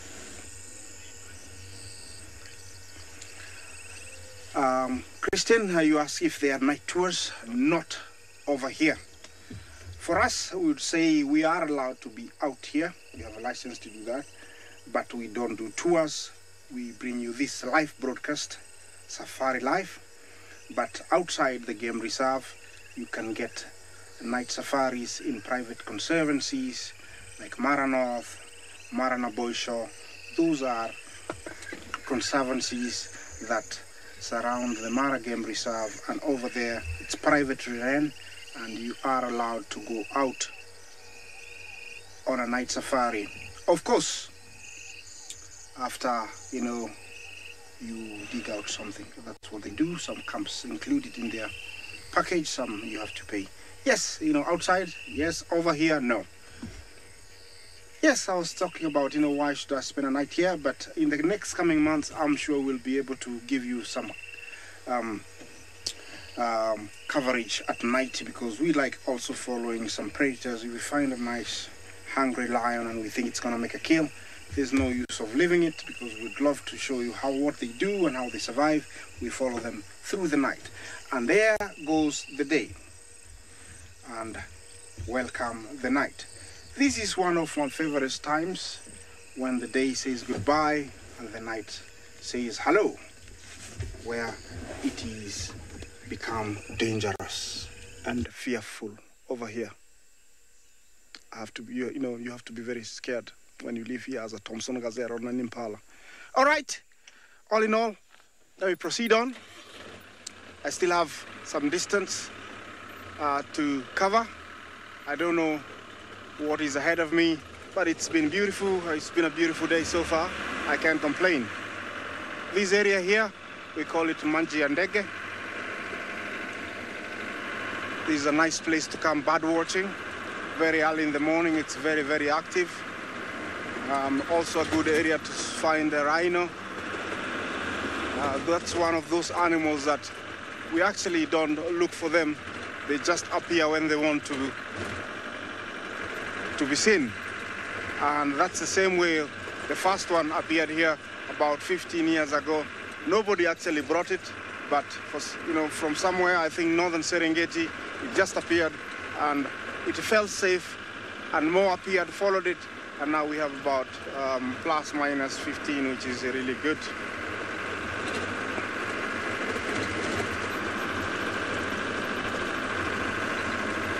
The temperature is starting to drop, so I might end up putting my thick jacket that everybody thinks is not appropriate, but I love it. It's nice and warm.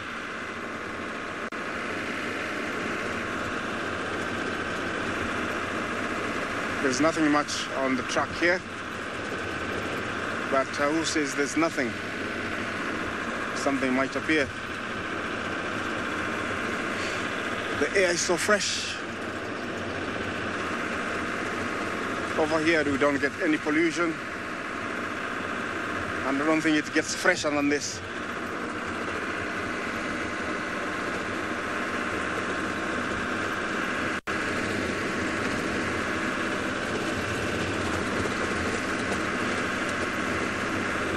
All I smell mostly here is elephant droppings. There has been a lot of elephants recently, and they are using the road at night. I think they love it. They are so smart. And yeah, I think that's why it's smelling of elephant. I'll link you down to Tristan, who's got a beautiful butler eagle.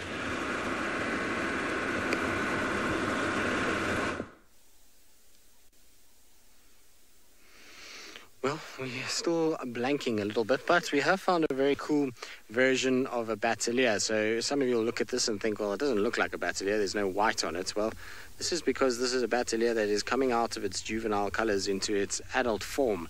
And so basically it's got the black wings and the black head with the red face, but hasn't got the white or the brown back yet.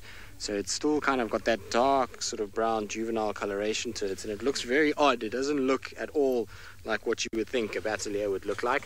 At first when I pulled up, I wasn't 100% sure what it was, and then kind of through the binos you can see that it most definitely is a bateleur, which is awesome to kind of see. It's always nice when you get these sort of different colorations, and these are the kind of birds that often test new birders as to how to actually see them. And generally, like I say, if somebody looked through a book, they would look for white, but this particular bird won't have it because it hasn't quite molted out to get those feathers just yet. Now, talking about sort of oddly colored birds, I'm going to just try and find a bird while you look on that one that I want to show you from the Mara, which I'm sure Isaac would love to kind of see if he could. Oh no, I don't think I'm going to be able to find it. It's going to be unfortunately need probably signal for this, which I don't actually have at the moment.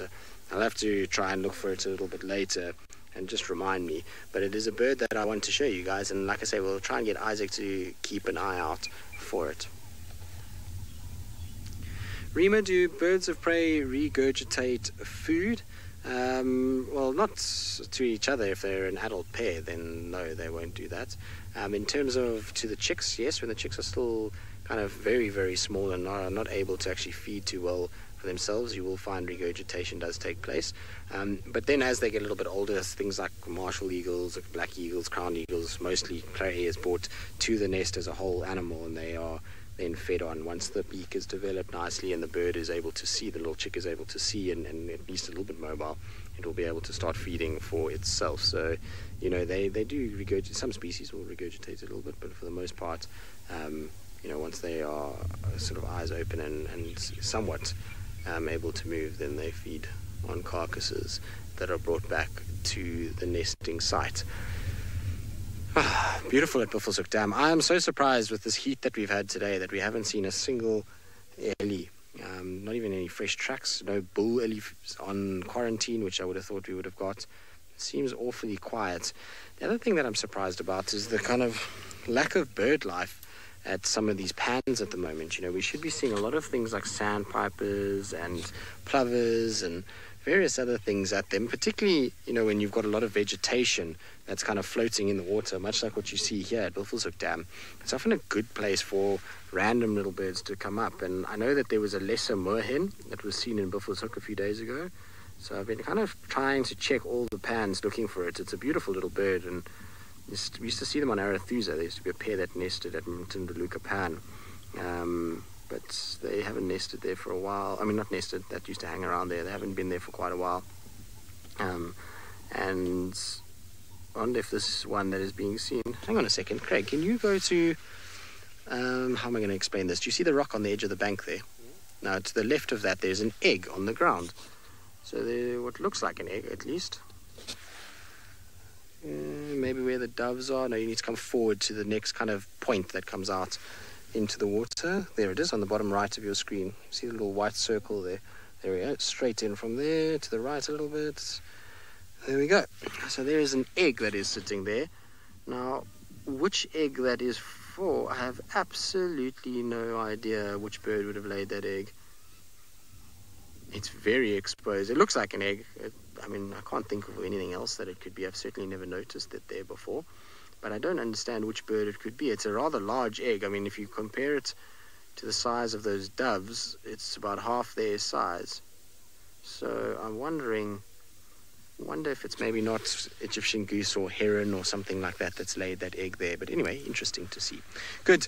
Now, it seems like Steve has finally broken the drought for us here at Djuma in terms of an animal, and he has found something that I was just talking about. Well, thanks, Tristan. Look at what we have found. We're all checking the watering holes to see if we can find any animals, and we found a very happy-looking elephant. Now, I can tell you he's happy because he's feeding on marula fruits, and he's doing some funny movements with his head, just because he's hot. Pan out a little bit to the left, BK, you'll see how nice and swinging his tail is. Very loose tail. He's enjoying the fruits from a marula that are just above his head. One at a time. He's not doing what Daryl was doing the other day and physically throwing them in his mouth like peanuts. He's actually physically having to put them in his mouth at the same time.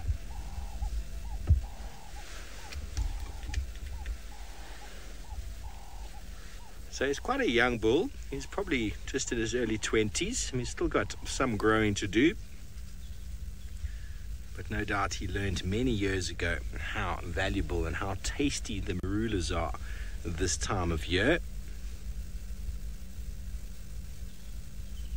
We were just about to pop down into Chitwa. We've been doing a little bit of a run around in Torchwood. At one stage we did hear a Franklin making a bit of an alarm call, and we tried to follow up, but we couldn't find anything. There is a male leopard that occurs in that area that is rather skittish, and well, meaning that he doesn't get found very often, and if you do find him, he's generally quite ears flat and runs away. Hello, Magic Dragon Wizard. Well, a very good question there about elephants. And well, in general, female elephants, well, let's make it as a little bit more sort of general, the topic. But female elephants have got a gestation period of 22 months, which is 2 months short of 2 years. So most elephants try and drop their babies in the summer months. So December, January, February, even March. That's when most female elephants will have their babies. And that's just their choice. That's kind of when they want to have it. It's not across the board that every female elephant drops her babies at that time, but that's when most females want to drop their babies. Excuse me. And then what is noticeable is that your big dominant male elephants, not this one is not a big dominant male, not for a good 10, 12 years now, but your big dominant male elephants will come into must for a 2 to 3, maybe even 4 month period, and that is normally during the sort of best time for females to drop their babies. So 22 months before the females drop their babies is generally when big males come into a set period of must for 2 to 4 months, and that's normally from January, February, March, even April, May. You'll get elephants that will be in must during that period, because 22 months later the female elephants will drop their babies. But that is not always the way it works. That is kind of set in your older elephant bulls. But must is not exclusive to big dominant bulls. Must is also something that will happen to this young male, and it will happen to him in out of season, in a time when the other males are not in must, and it kind of gives him a bit of a wild card over bigger bulls. It gives him a heightened state of aggression and testosterone, which means he can outcompete bigger males for any females that might be breeding ready at a time of year that's sort of out of that peak window that I was discussing before. Obviously, hormones and bodily functions is not something that every animal is able to control, and I think it's something that elephants choose to do after they get to a certain age. The females really try and aim for that sort of set window period, but I don't think it's fixed. I don't think it's guaranteed every year, but most elephants, like kudu, like nyala, will try and drop their babies when the conditions in the vegetation are at its best. But although kudu and nyala are also not seasonal, they don't have a peak, not like impala and wildebeest that all drop their babies at the same time. You might get a couple out of season impala babies, but in general most of them drop when conditions are best, and elephants try and do the same. It's why you always find between now and sort of March, April, lots of brand spanking new babies. And into our dry winter months, you get lots of a few-month-old youngsters running around with their ears flattened on the side of the head, trying to keep up with the females. But for now, this is not a breeding male, and it is not a female either. Well, I need to move off the road as we have a bus approaching. I'm just going to move over to the side here and get another look at our elephant. We were going to pop into Chitwa and check the watering hole, because as Tristan said, when you don't find any animals, it's a hello boy. He just shouts a little bit because the other car came driving past quite quickly and has given him a little bit of a fright. You see, now the other car's driving behind me. You can hear he's revving a little bit. I don't know why he's being so silly like that. You never rev your car at elephants unless you want to invoke a reaction. And well, all that elephant did was he stepped up, made himself look much bigger, and then as soon as I spoke calmly to him, he realized, okay, well, you're not running away. But the other car drove past quite quickly, and invariably what he would have done if I hadn't stopped and spoken to him, he probably would have chased him. You never drive or run away from these animals. It just creates a ball game, a game for them. They want to chase you, and elephants are much faster than you think. And he's still very relaxed. His tail is still flicking and wagging from side to side. If he was not happy with us, we would have known a long time ago. So that reaction he had a moment ago was just due to the fact that another car drove past. But it's amazing how quickly the body language can change. And it's also quite interesting how you can be on certain reserves and certain vehicles will invoke a reaction from an elephant and others won't. And quite often on reserves where they have management vehicles, for example, a management vehicle might be a white sort of pickup. Maybe some reserves, they've fed animals off that. Maybe there's been some lucerne that dropped in very dry seasons, or maybe it's a management vehicle who's always in a rush to get somewhere. And maybe they've pushed an animal or an elephant a few times and caused the elephant to always chase those cars when they see them. But if they chase game viewers, it means that guides in an area aren't behaving according to the correct protocol.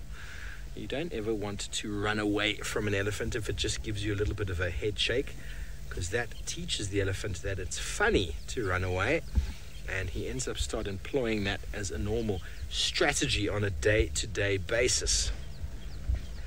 He's kicking up some dust now. Let me just move back slightly, BK. See, sorry, you're going to have to level again. I just want to see. That'll do, eh? Are you happy? So he's still picking up his fruits. Albeit they swallow it all. They swallow it all, and I mean, they don't. I've only encountered on the odd occasion the nuts actually being broken up by the elephant in their diet.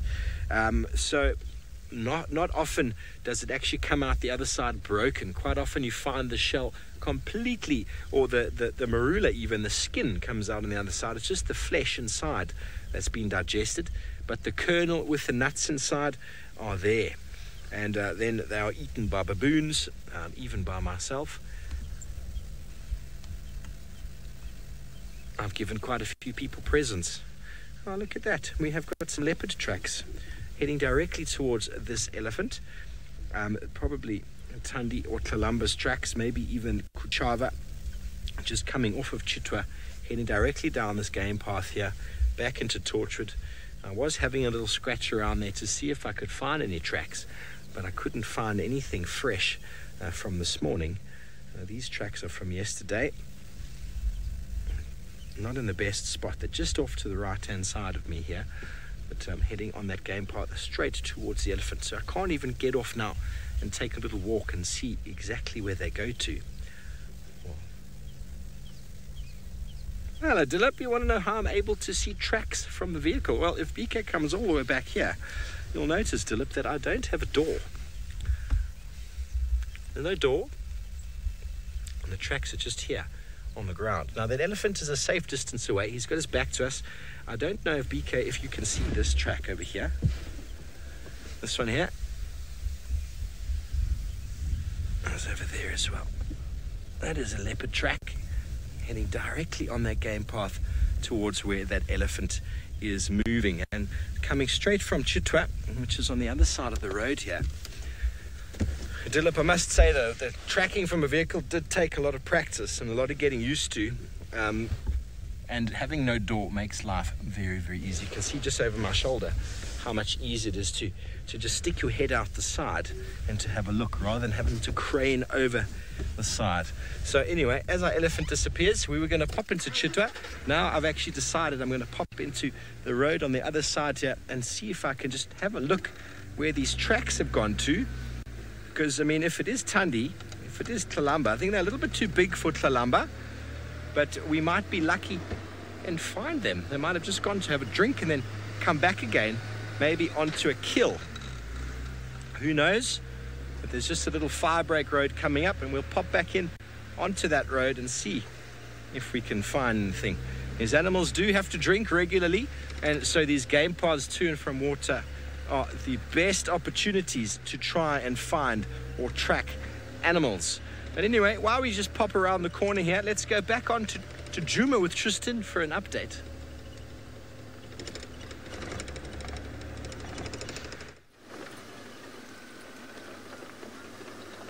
Well, good luck, Steve. Hopefully there'll be something lying in wait for you around Chitwa Dam area, and you'll find what you are looking for, what we've been looking for during the course of the whole afternoon. So far, still nothing really. I mean, there's not even any tracks of ellies to go on or anything, and even the birds feel quiet today. I don't know if maybe there's a cold weather this morning. Everyone's a bit shell-shocked and is now under the sort of spell of the heat and waiting for it to all cool down. But I thought, well, before we kind of get into our school drive, which we're going to get into just now, I'll show you that bird that I was talking about, because I actually managed to find the pictures of it, which is good. It's a very, very cool bird, and like I say, if Isaac can find it, it'll be super cool. So here it is. It's a odd form of a leopard-faced vulture. So it is a white leopard-faced vulture, a leucistic leopard-faced vulture. It's not supposed to look like that. Many of you will think that it's kind of, that's how they're supposed to look, but I'll show you kind of, there it is in flight. That big heavy-set bill and pink head is diagnostic in this particular bird. But there's an example of what it looks like as opposed to what a normal one should look like. Normal should be brown like that, and this one has got white and black. It almost has a palm nut vulture kind of look to it, but an incredibly beautiful example of a raptor. I wish that I could actually see that bird, and apparently was seen in the conservancies. So I mean, it's still a little away from the triangle, but you never know. Vultures can travel such big distances that maybe that bird is going to show up. And what amazes me with that kind of thing is that, I mean, that is not exactly an inconspicuous bird. Let's be honest. You can understand when something like a tiny little sort of bird that's very small shows up somewhere and no one's seen it, and it's all of a sudden in an area. But that is a massive, massive, very bright white bird, and you would think that the kind of progress of that bird as it's kind of grown up from chick to adult would have been noted before. But for it just to show up in the Mara is quite amazing, that we still have places that, you know, the reporting structure of birds like that really still goes unnoticed, and then you can get birds just coming out of nowhere. I think it's a cool thing. It makes me happy to think that there is places that are wild enough that birds like that can exist and not really be kind of any attention drawn to them until such time as they arrive in other areas. Right. Craigie, where are we going to check, bud? I think Gallagher Pan, Ingwe Alley, the dam, I think that's where we're going to look, and maybe, just maybe, we're going to get lucky. I wonder if Hosana didn't get himself a meal last night, and that's why we haven't seen him. But given it's so warm, he's going to have to go for water at some point, and that means if we just check all the little likely hidey holes that he likes to go to from a water perspective, hopefully I should be able to find him somewhere. Well, that's the idea anyway. Might be absolutely wrong, but we're going to certainly try our very best to find him at one of these water points. This little road that I'm on now is a sneaky one. Tingana and Hosana both use it quite regularly, and it's under the... because no one really checks it that much. It doesn't have any kind of water points on it, so it's not really the best kind of road from that point of view. But now in the summer months, there's a drainage line that runs here, and that drainage line has actually got water in it.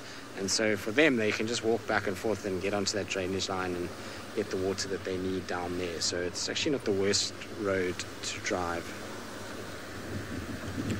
Right, we're going to head off towards Gallagher Pan. In the meantime, though, off you go to Stephen so he can welcome all the schools that are joining us this afternoon.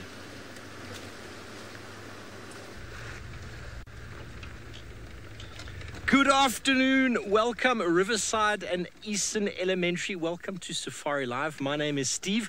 I'm joined on camera by BK, and we are out in Djuma Private Game Reserve in the western fringes of the Kruger National Park in South Africa.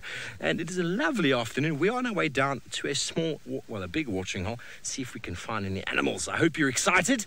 Jump on board. I hope you've got a hat and some binoculars, very, very important, and enthusiasm is number one. So please let your teacher know whatever you would like to ask, and she will send us through any questions or comments you might have. Are you excited? I certainly am. We're just going to pop down to the watering hole. Let's just get into that time of day when the animals are going to start moving. It's been a very hot and sweaty afternoon. It is our afternoon, and I think it's morning for some of you, isn't it? I don't know. But a lovely day. It's been pretty quiet, I must say, but this is the time of day. Because of the temperatures, the animals start to get up and start moving. And a good place to go and check is at some popular watering holes. And just up here, we've got a very, very, very big one, or a very popular one, called Chitwa Watering Hole. There's a lovely lodge on the other side called Chitwa Lodge. Oh, that sun is very bright in the eyes. And so generally around water, you should find animals. We'll no doubt... Oh, I hear some birds shouting. Birds are shouting over here. Sometimes birds will give away the presence of a predator. And when you've got... They're called guinea fowl. They're just calling over here. The squirrels are calling. Hello, Eton Elementary. It's 10:15 in the morning for you. Well, if you want to frame up these waterbuck over here, BK, while I try and figure out what are these animals shouting at. I'm going to go have a look. There's a waterbuck. There's a female. They're never very far away from water. Just listening. There were some alarm calls just coming off to my left. Okay, well, we're going to quickly move. That is the lodge behind there. You can see it's like some strands of fence. That's to keep the hippos from going into the camp where they've got guests trying to relax.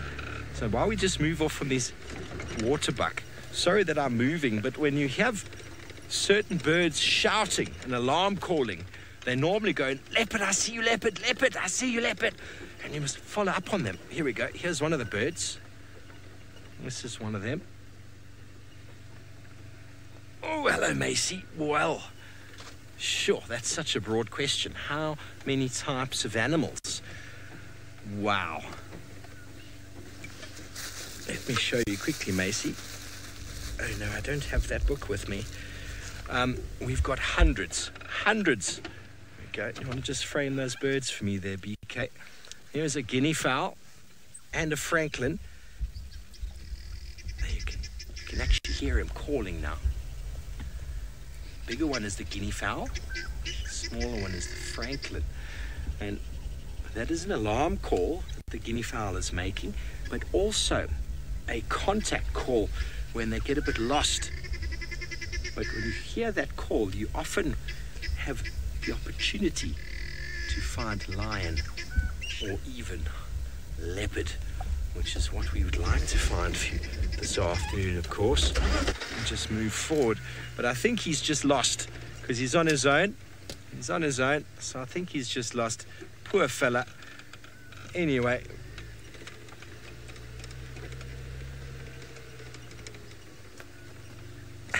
Hello, Hope. You want to know if there's cold weather here? Well, in our winter months, it does get very, very cold, but it doesn't get below freezing. Actually, the closest or the lowest it gets is about 30 degrees Fahrenheit, which is not cold at all, considering.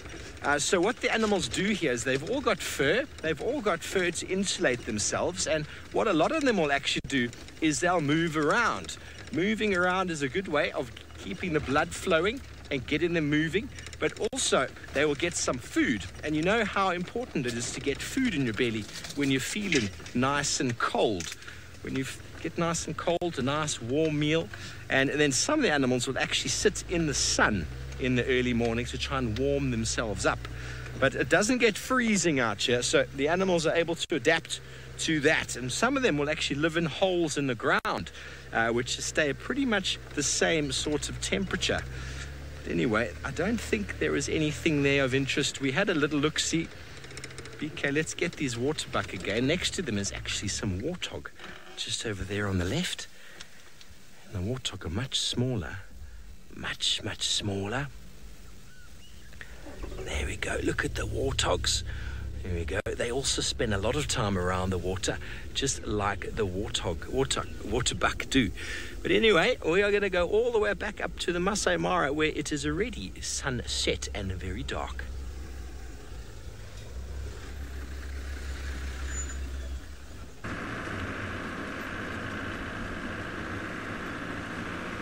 Hello and good morning to you little guys. My name is Isaac. It's evening here and I'm in search of animals. It's already dark. I hope you've woken up and you're happy this morning. I am looking for lions. So please ask me as many questions about lions as possible. I live around here and we have a pride of lion. We call them the Olololo pride. They are about 19 strong. We saw them yesterday morning having a very big feast of buffalo, but we haven't seen them today. Where I just came from back there is where there is one female with three little young ones, but I didn't see them also. So I'm headed back.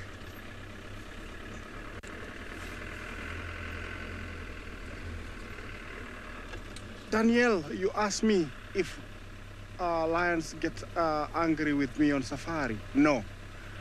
I know their behavior so well, so I know where they don't want me there and when they want me.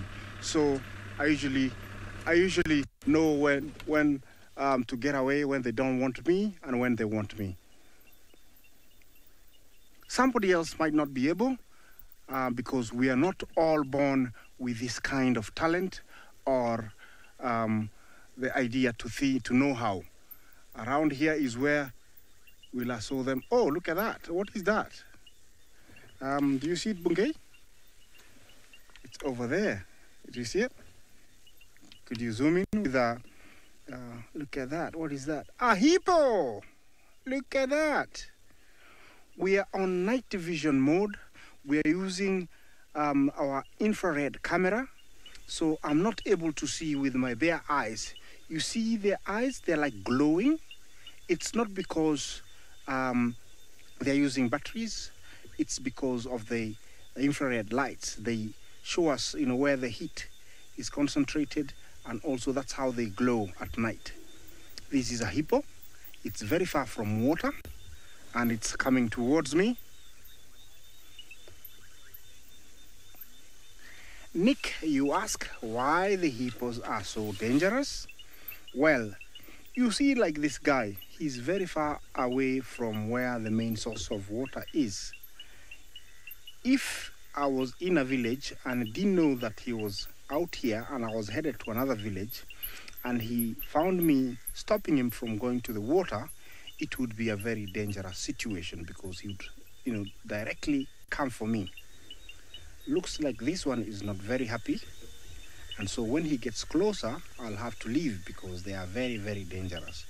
And because they're too big, you think they're not heavy, they're not fast, those short legs can run, my friend. Also, people in Africa, when they find pools of water, sometimes they dive in because they don't know the behaviors of the hippo. And a hippo can stay underwater up to 5 minutes. And so if it is underwater and somebody comes and looks for 1 minute and thinks there is nothing and jumps in, then that is very dangerous because they have these long canines, about 1 foot long, and those canines can bite through humans, and that's why they are very, very dangerous. Also, here in Africa, a lot of villages are built very close to a source of water, and also they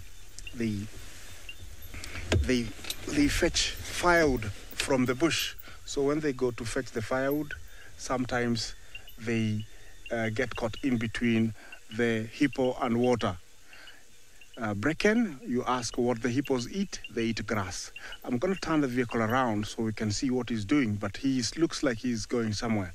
Hippos eat grass and they need a lot of it, and that's what he's here for.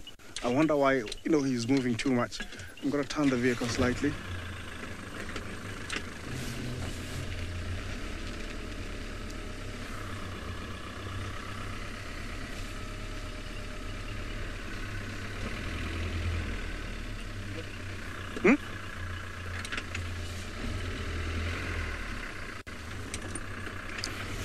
Yes, that's what makes the hippo very dangerous. It's actually, we put ourselves in these situations. It's not the wish of the... what is the biggest bone in a hippo's body? I would say the skull is the biggest. It's almost 3 feet long and can weigh up to about 50 kilos, which is around 100 pounds. I don't know where he went. He disappeared somewhere here. Can we see him, Bungay? I don't see him.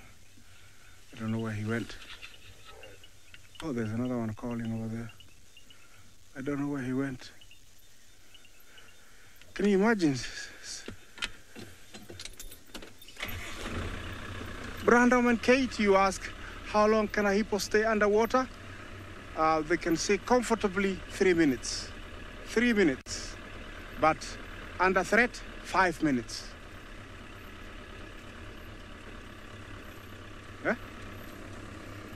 We're looking for this hippo. I don't know where he is. There he is. I see him. He's quite a long way. Yeah, he's way up there. Looks like he turned around. Our night vision camera is gonna point it out to him, to you guys. It's at night here. Please continue engaging us and ask us as many questions as possible. You see, he's turned around. I don't know why he turned around, but there he is.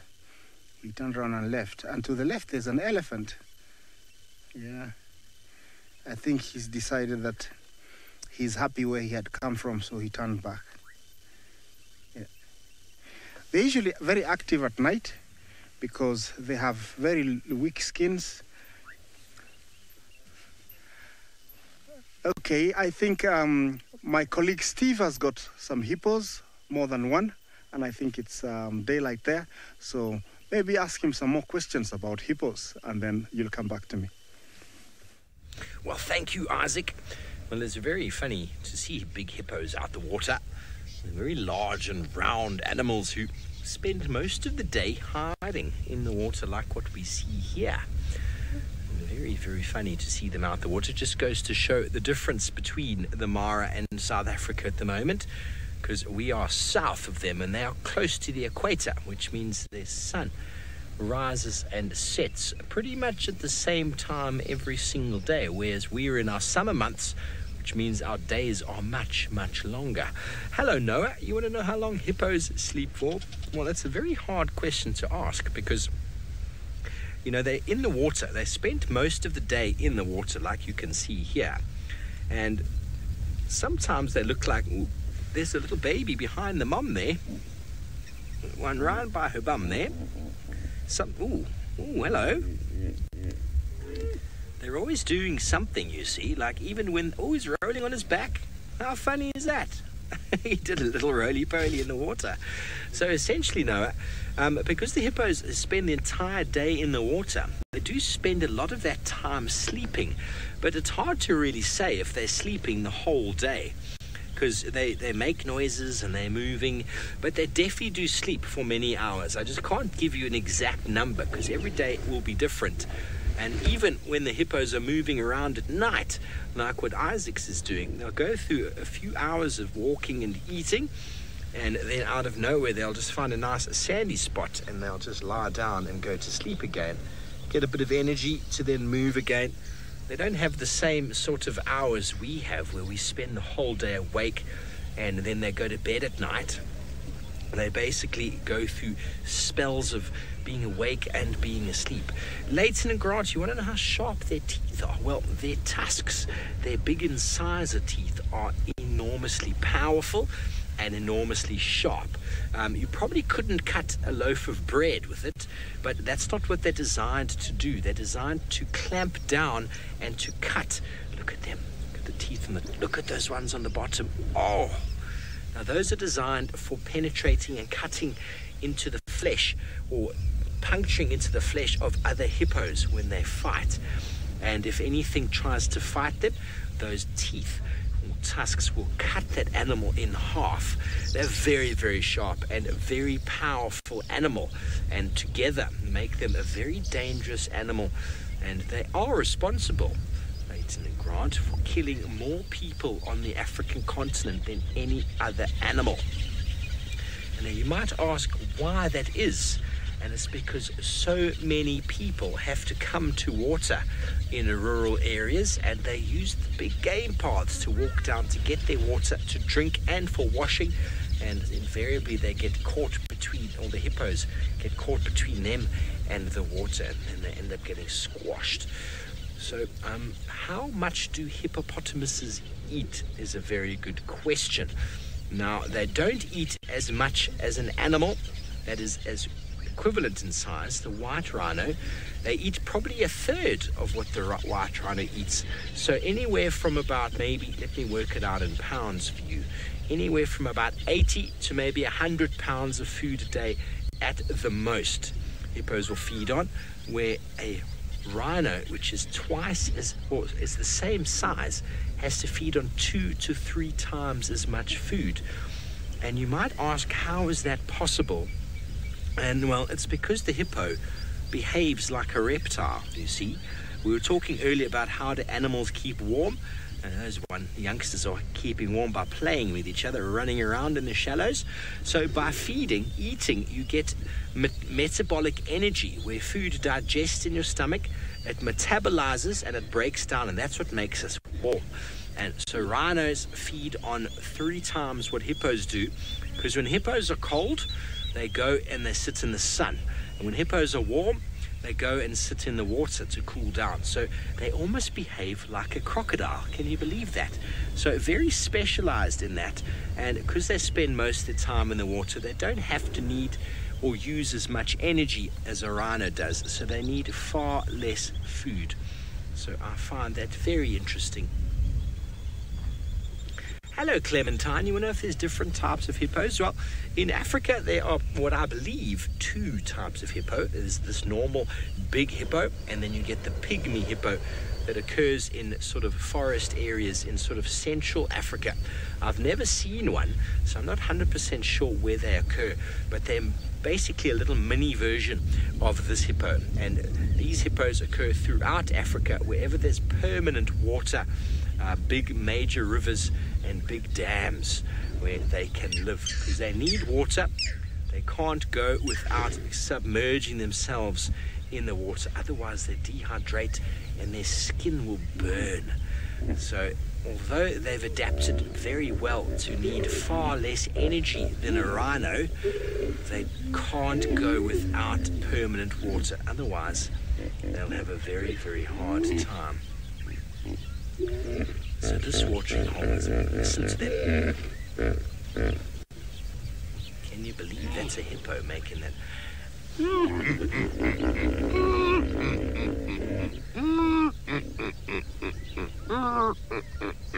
Now that was me, but that's what hippos sound like. They're very funny, aren't they? Very, very funny, and they're always laughing at us. You see, they sit in the water going, you guys are out of the water and you're not very cool. Well, anyway, my friend Tristan has had some luck. Let's go over to him for a special little surprise. Hello, my boy.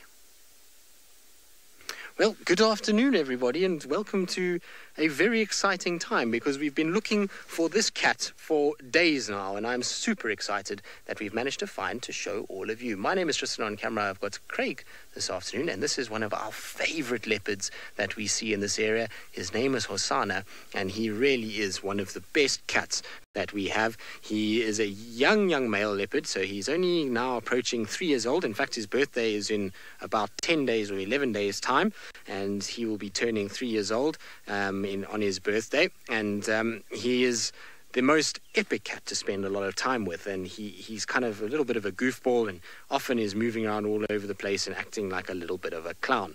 Now, at the moment, he's not going to be doing too much, because if you look at his tummy is full.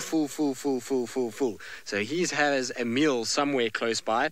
Like I say, we've been looking for him all day, and I thought that this is where he might be, because there's water and there's a good place to kind of find him, and he was seen last night briefly in this area, and so I thought maybe, just maybe, we would be able to find him this section. And obviously he caught himself a meal last night and has been eating it during the course of the morning, and as the day is worn on, he's decided he wanted to come for water, found water, and then is now sort of lying in the shade and in the coolness of that wet ground. You can see just to the sort of left of his tail and his feet, there is a sort of muddy section. Now that will be area where there was water, and that will be much cooler than anywhere else. And so he's just trying to combat the heat that he's building up because of that really kind of full tummy. That tummy gets so kind of big that it means that he can't breathe very well, and he builds up excess heat as he tries to break down all of this meat that he has eaten. And so that's why his kind of tummy is moving as fast as it is, and why he's seeking out a place like this in order to hide out from the sun, really. Now, you might also notice that it looks like he's breathing very fast and that he might be sick. That's not what's happening here. So what happens with cats is that they get very, very hot, given that they're covered in fur.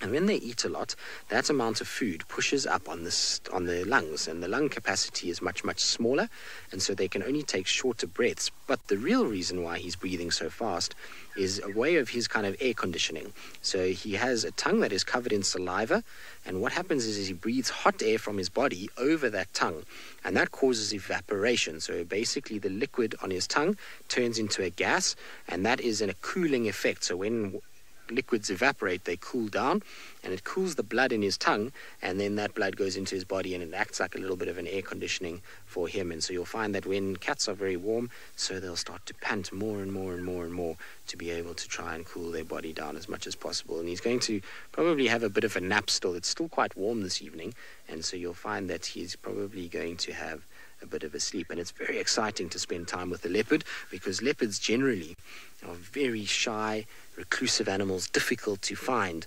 But here in this part of South Africa is one of the best places in the whole world to see leopards, and we are very lucky that our leopards that are here are very relaxed and allow us to get to very close proximity to them, or very close to them, and allow us to view them, and they don't really worry about us. And this leopard here is probably one of the most relaxed leopards in the entire world. He really doesn't worry about us much, as you can see by the fact that he is now having a little bit of a nap right next to us, which is very, very cool. Now, of course, he is obviously a carnivore, and he would be an animal that is quite high up on the food chain, but he still has predators that he has to be careful of. he'll find that he'll need to be very wary of lions particularly, and then even lots of hyenas and wild dogs would cause him a bit of a problem, as well as big male leopards. So he's not a fully grown male leopard yet. He's getting there, but he is not fully grown yet. He'll only probably reach fully grown between sort of 5 and 7 years. So he still has a bit of growing to do.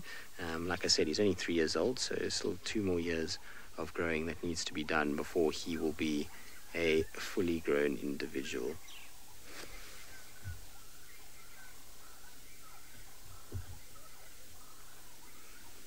You can see he's just trying to catch some flies every now and then. Unfortunately for him, the flies are going to irritate him, and there's 2 reasons for that. Is you might find there's a bit of water that's actually on his face from water when he drank, and then also on top of that maybe bits of meat that the flies are attracted to. Jemiah, how many dots are on a leopard? Well, firstly, we don't call them dots, we call them rosettes on a leopard. And so a rosette is almost like a spot that is exploded, like a little bit of popcorn. And so it's got the little black dots around a little caramel center. And so that's how you kind of call them, is a rosette. As to how many rosettes are on a leopard, it will be different for every single leopard. Every single leopard has a different spot pattern to each other, and no 2 leopards are the same. So some will have more, some will have less, and it's very difficult to count a spot on a leopard because, as you can see, there are lots and lots and lots of them, and leopards don't let you just stop them and hold still for us to be able to count every single spot. But I can tell you that there are a lot of spots on a leopard, and they have spotty tummies, spotty backsides, faces, tails, and so there's literally spots everywhere, and they're the best kind of spots in my opinion. This is my absolute favorite animal. Judah, how much food does a leopard need to eat in a day? Well, you know, leopards in the wild, it's a bit different to having a pet at home or an animal in captivity, is that they don't have to eat every single day. What you find with them is that they go after a wide array of food items. So they'll eat anything from little insects all the way up to baby giraffe, baby elephants, baby rhinos. So they have very big food items that they sometimes get. And what they'll do is they'll eat until they are absolutely full like this, and their stomach is stretched. And a meal like this could easily last this leopard for 5, 6, 7 days before it would have to eat again. And so it's not always about eating every single day, but if they had to eat every single day, probably they could eat between 10 and 15 kilograms and be perfectly fine to survive. So that would be about 30 pounds. Good. Now we're sitting with this leopard, which is one of our predators, and I was saying that there's other predators out here that a leopard has to be careful of, and Steve has one of those predators.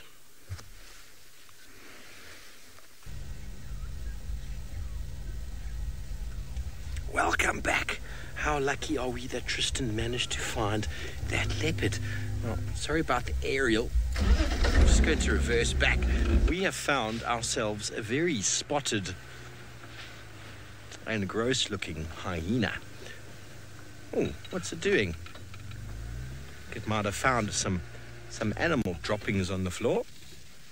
Hello, hyena. How are you doing? Now, these hyena, they are always trying to follow our leopards and lions, especially Hosanna. Look at him. This is a girl. She's going behind the car. Sorry about that, boys and girls. This is a live interactive safari, and, well, the hyena is walking. It's the time of day when they start moving, and quite often they will lead us to a leopard because they've got such a good sense of smell. And down here in South Africa, most certainly, they spend a lot of time trying to steal food from lions and leopards. Lani, have I seen animals fighting before? Well, yes, I've seen lots of animals fighting, but what generally happens here with hyena and leopard, with Hosanna, for example, you saw Hosanna there with Tristan, is that the hyena will come close to him and he'll growl and snarl, and they won't really fight because neither one of them really wants to have a fight, but they will compete for the food. His father, Hosanna's father, is probably a little bit more dangerous than his son is, and, well, he definitely needs to be careful. But lions, down here in the Sabi Sands, the lions will chase the hyena. The hyena won't even come near. But up in the Masai Mara, where Isaac is, it's a very different story up there. Quite often the hyenas outcompete the lion, and they come in, lots of them, trying to fight, and it can be quite scary to be a part of, actually. It's quite scary to see these animals fighting, even because you're sitting in these open vehicles. Brian, I want to know if hyenas are sneaky. They're very sneaky. Very, very sneaky. We have one that comes into our camp every single day and actually used to steal the dustbins, but now we've been very careful with our dustbins. And now what it does is sometimes steals plates out of the sink and runs away with them. It's very sneaky. Very, very sneaky. But so sneaky that we've lost him. Her. Just disappeared. Was walking down this lovely game path. Probably coming down towards the watering hole to have a drink, because that's what all the animals do in this time of day, especially the leopards, lions and hyena. It's much cooler. They come down and have a little drink and say hello to the hippos, because, you know, they're very good friends. No, not really. I'm only joking. They're not friends. Animals out here aren't really friendly with each other. They're all competing in some way. If they do hang out together in a group, it's always to benefit themselves, really. Yep. Okay, well, this hyena has been so sneaky that it's disappeared from view. So we're going to continue back on. I'm very happy to find you. It's one of Hosana's buddies, that one. He's always got a hyena following him. The other day we followed a hyena and Hosana snuck up behind and tried to chase the hyena away. It was so funny.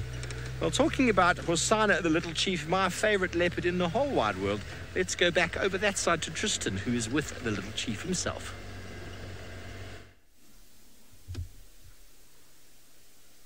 Well, indeed, the little chief, although he's in full slumber at the moment, so he's having a really good nap now and taking it very easy. But if you have a look on his back leg, you might see that he's got a little bit of a wound there.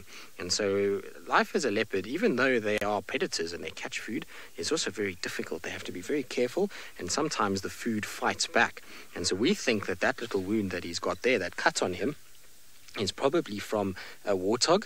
That's what we think it's from. I mean, it's not a very big wound, and it's nice and pink and clean, which means that there's not going to be too much of a problem for him, and he'll survive just fine. He doesn't have to worry too much about being treated or anything like that. He would be absolutely fine. He's going to heal up probably quite quickly. Like I say, that's not a very big wound in comparison to a lot of the other wounds we've seen in many other cats before, and he's not really affected by it. It doesn't look like he's limping or anything like that, and so you know, he's absolutely fine at this stage. But you can see he's rolled over, and he'll do this. He'll roll from side to side as he tries to kind of get comfortable. He's found himself a really good spot, and he's made himself almost a little nest in that long green grass. So I'd imagine it's nice and soft and comfortable and much better than lying on the hard ground where there's little sticks and things that poke into him. The only problem with lying in the grass is that there's often ticks in the grass, and so he's going to get parasites on him. So ticks will go onto his fur, and they'll then go in, try and insert their jaws into his skin and suck his blood and feed off him. So you'll have to be a bit careful of that. So Charlie, leopards will shed fur regularly throughout their lives.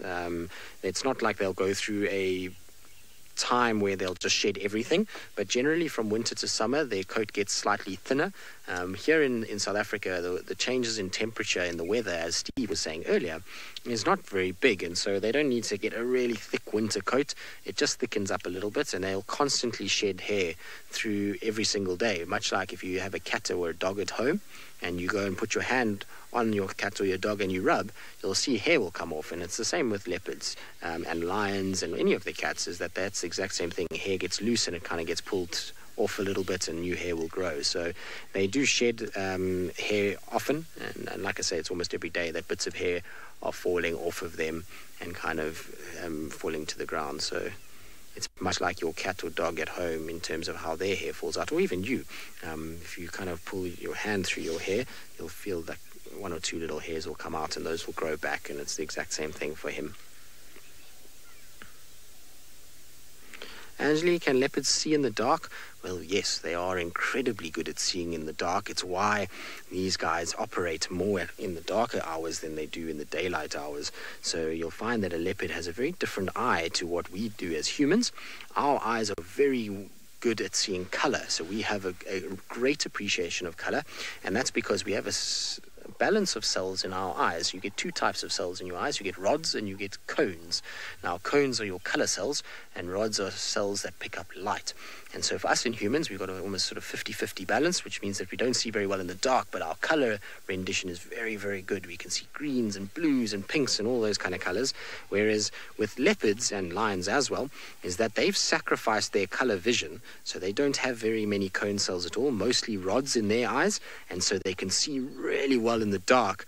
It's almost like daylight for them, but they see in almost a gray kind of environment, so they don't see the bright colors like we do.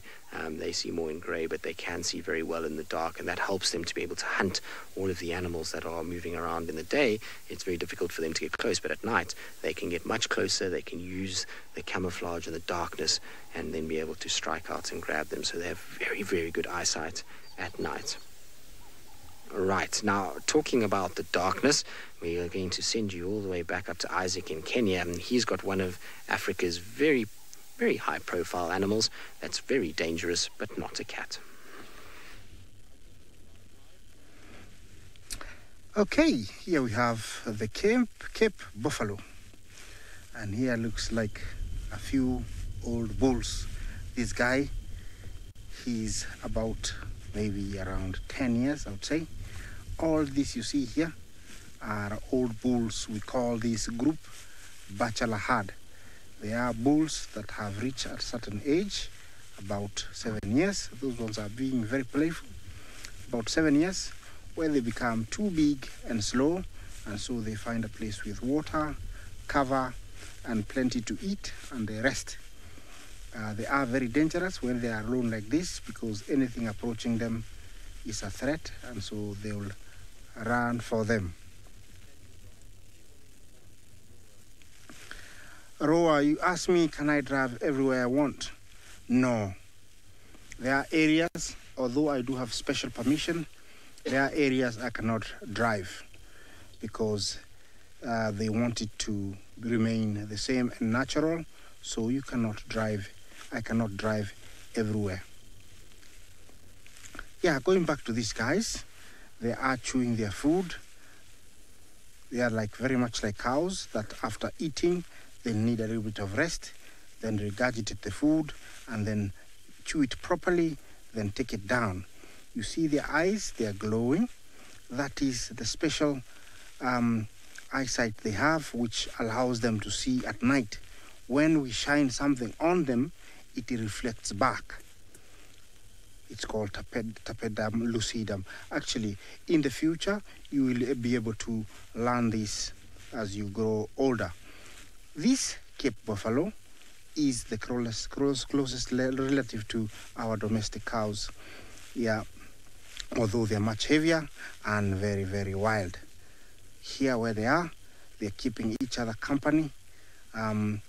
It's the same as us when we get a little bit older. We want company, we want people to be around us, and this is the case here. You see that one? He looks like he's fast asleep, that one. Yeah, he feels very comfortable amongst the others. Michaela, you asked me how strong are buffaloes. They are very, very strong. I don't know, but can you imagine a car, a big car? You know how much strong it is? Can you imagine it running at 60 kilometers an hour if it hits something or if it is pulling something? They are very, very strong. They weigh about 900 kilos, which is around 1,800 pounds. So I would say they can carry something maybe around 500 kilos, half a ton, or 1,000 pounds. They are very, very strong. I don't know how much you weigh, Michaela, but I assume maybe you're about maybe 30 kilograms.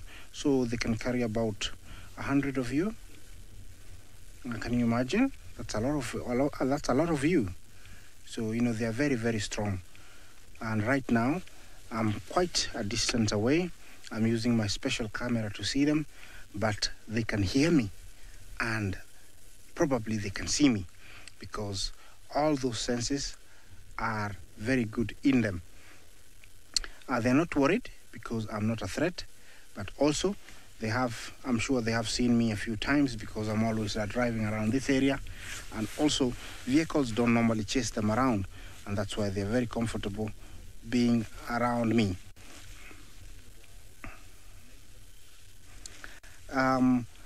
Nathan, you asked me, is life tense in the wild? I don't know why you asked me so, but it can be, but not always. It's actually very relaxing. I don't have to worry about, human beings. Here I worry about animals, and if you leave animals alone, they don't actually bother you. So life here is not tense.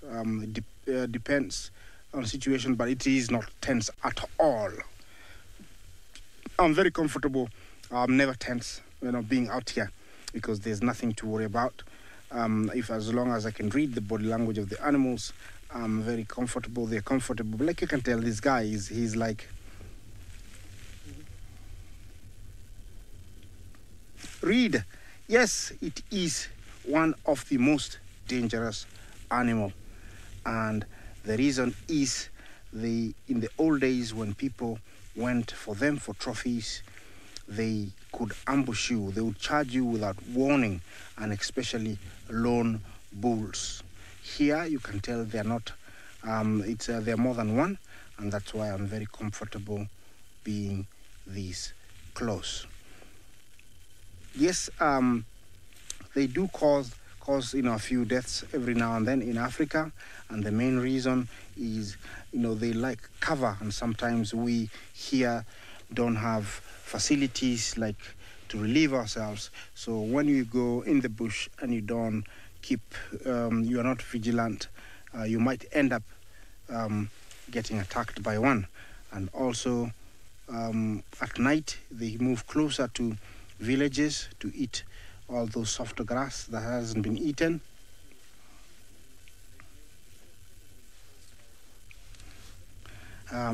Yes, I'll be here, see what they're doing. I'll take you all the way down to Djuma in South Africa, where Tristan has got a beautiful leopard.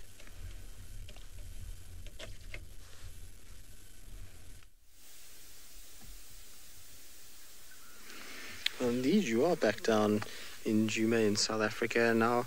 Male leopard is still having a really good nap. I was hoping that he was going to wake up by now, but he's sleepy. I suppose with a full tummy and a hot day like we've had, it's been very warm, and so it's been probably a tough day of sleeping, although there's a bit of a stretch. Are you going to wake up for us, boy? I hope so. He's the best cat. He's often, like I say, all over the place and full of energy, and can sometimes be such an interesting cat to watch. He behaves a little bit like a child. So Tony, the reason it's dark where Isaac is because Isaac is 1 hour ahead of us. So in an hour's time here in Djuma, it will be dark as well. And that's because he is in a different part of the world. And so as the world turns and the sun stays in the same place, so Isaac has kind of turned past where the sun is shining on the earth, and we haven't quite got there just yet. It has started to get darker, as you can see now. It's starting to kind of get dingy here. And so our sun is starting just to set as well. And it's because Isaac, like I say, is an hour ahead of where we are now. So that's why in an hour's time it will also be dark for us. It's just where the position of the sun in relation. Hello, Asano, are you going to roll over? Now you can see his big white tummy that he's got now that he's kind of rolled and is facing us again. And shame, it must be very uncomfortable when he's this full, although I suppose he will be happy because he actually at least has had a good meal and therefore can kind of feel content in that he doesn't have to go hunting tonight. He doesn't have to go and look for food tonight. He can just kind of stay right here where there's water and relax and rest and sleep off his big meal. So Amelia and Brian, why are his ears twitching? Well, you will have noticed every now and then he kind of lifts his head and he snaps into the air. And that's because of flies. So we get a fly here called a biting fly. And biting flies will go especially to the ears because there's skin that is exposed there. And they'll try and kind of go and get onto there and start to kind of pierce it with the little mouth part that they've got, and it really hurts. And so his ear is flicking to stop the flies landing. Also, his hairs inside his ears are very sensitive, and so when a fly lands there, he'll just kind of move his ear a little bit just to try and chase those flies away, try to get rid of them and make sure that they don't go into his ear and irritate him too much. You see there, look, you see he's trying to bite them now, and that's him trying to kind of catch them because they're annoying him. Hello, boy, did you just remember we're here? Shame, he's very sleepy. He's such a pretty cat, though. I always love spending time with him. He is really very, very beautiful. So, Dylan, it depends on what you're looking at, but essentially a leopard is a stronger, more powerfully built animal than a cheetah, but a cheetah is much longer than what a leopard is. So from the tip of the tail to the tip of the nose, cheetah are longer, and they're actually taller as well, but they don't weigh as much, and they certainly aren't as strong as a leopard. So a leopard is designed to be an animal that moves around in the thickets and is shy and reclusive and is an ambush predator using strength and power to subdue an animal, whereas a cheetah is built for speed. And so if they were too big and too heavy, they wouldn't be able to run fast enough, and so a cheetah is much lighter than a leopard. So it depends on what you're looking at, but in terms of length and height, cheetahs are bigger, but in terms of weight and strength, and a leopard is bigger. So this male has still got a lot of growing to do. He's only at the moment probably weighs close to, I would say, 150 pounds maybe, and when he's fully grown, if he's a big male, he'll weigh closer towards 200 pounds. So he's still got a bit of weight to put on and a bit of size, especially in his shoulders and his neck area. And you can see he's yawning, which might be an indication that he might stand up for us soon. Unfortunately, though, it is that time that we need to say goodbye to all of you. I hope that you had the best time with us out here in Africa today and enjoyed seeing all the wonderful animals. So from Steve, myself, and Isaac, I hope that you have a wonderful day further and not too much homework. And for the rest of our viewers, we'll see you tomorrow morning on the Sunrise Safari.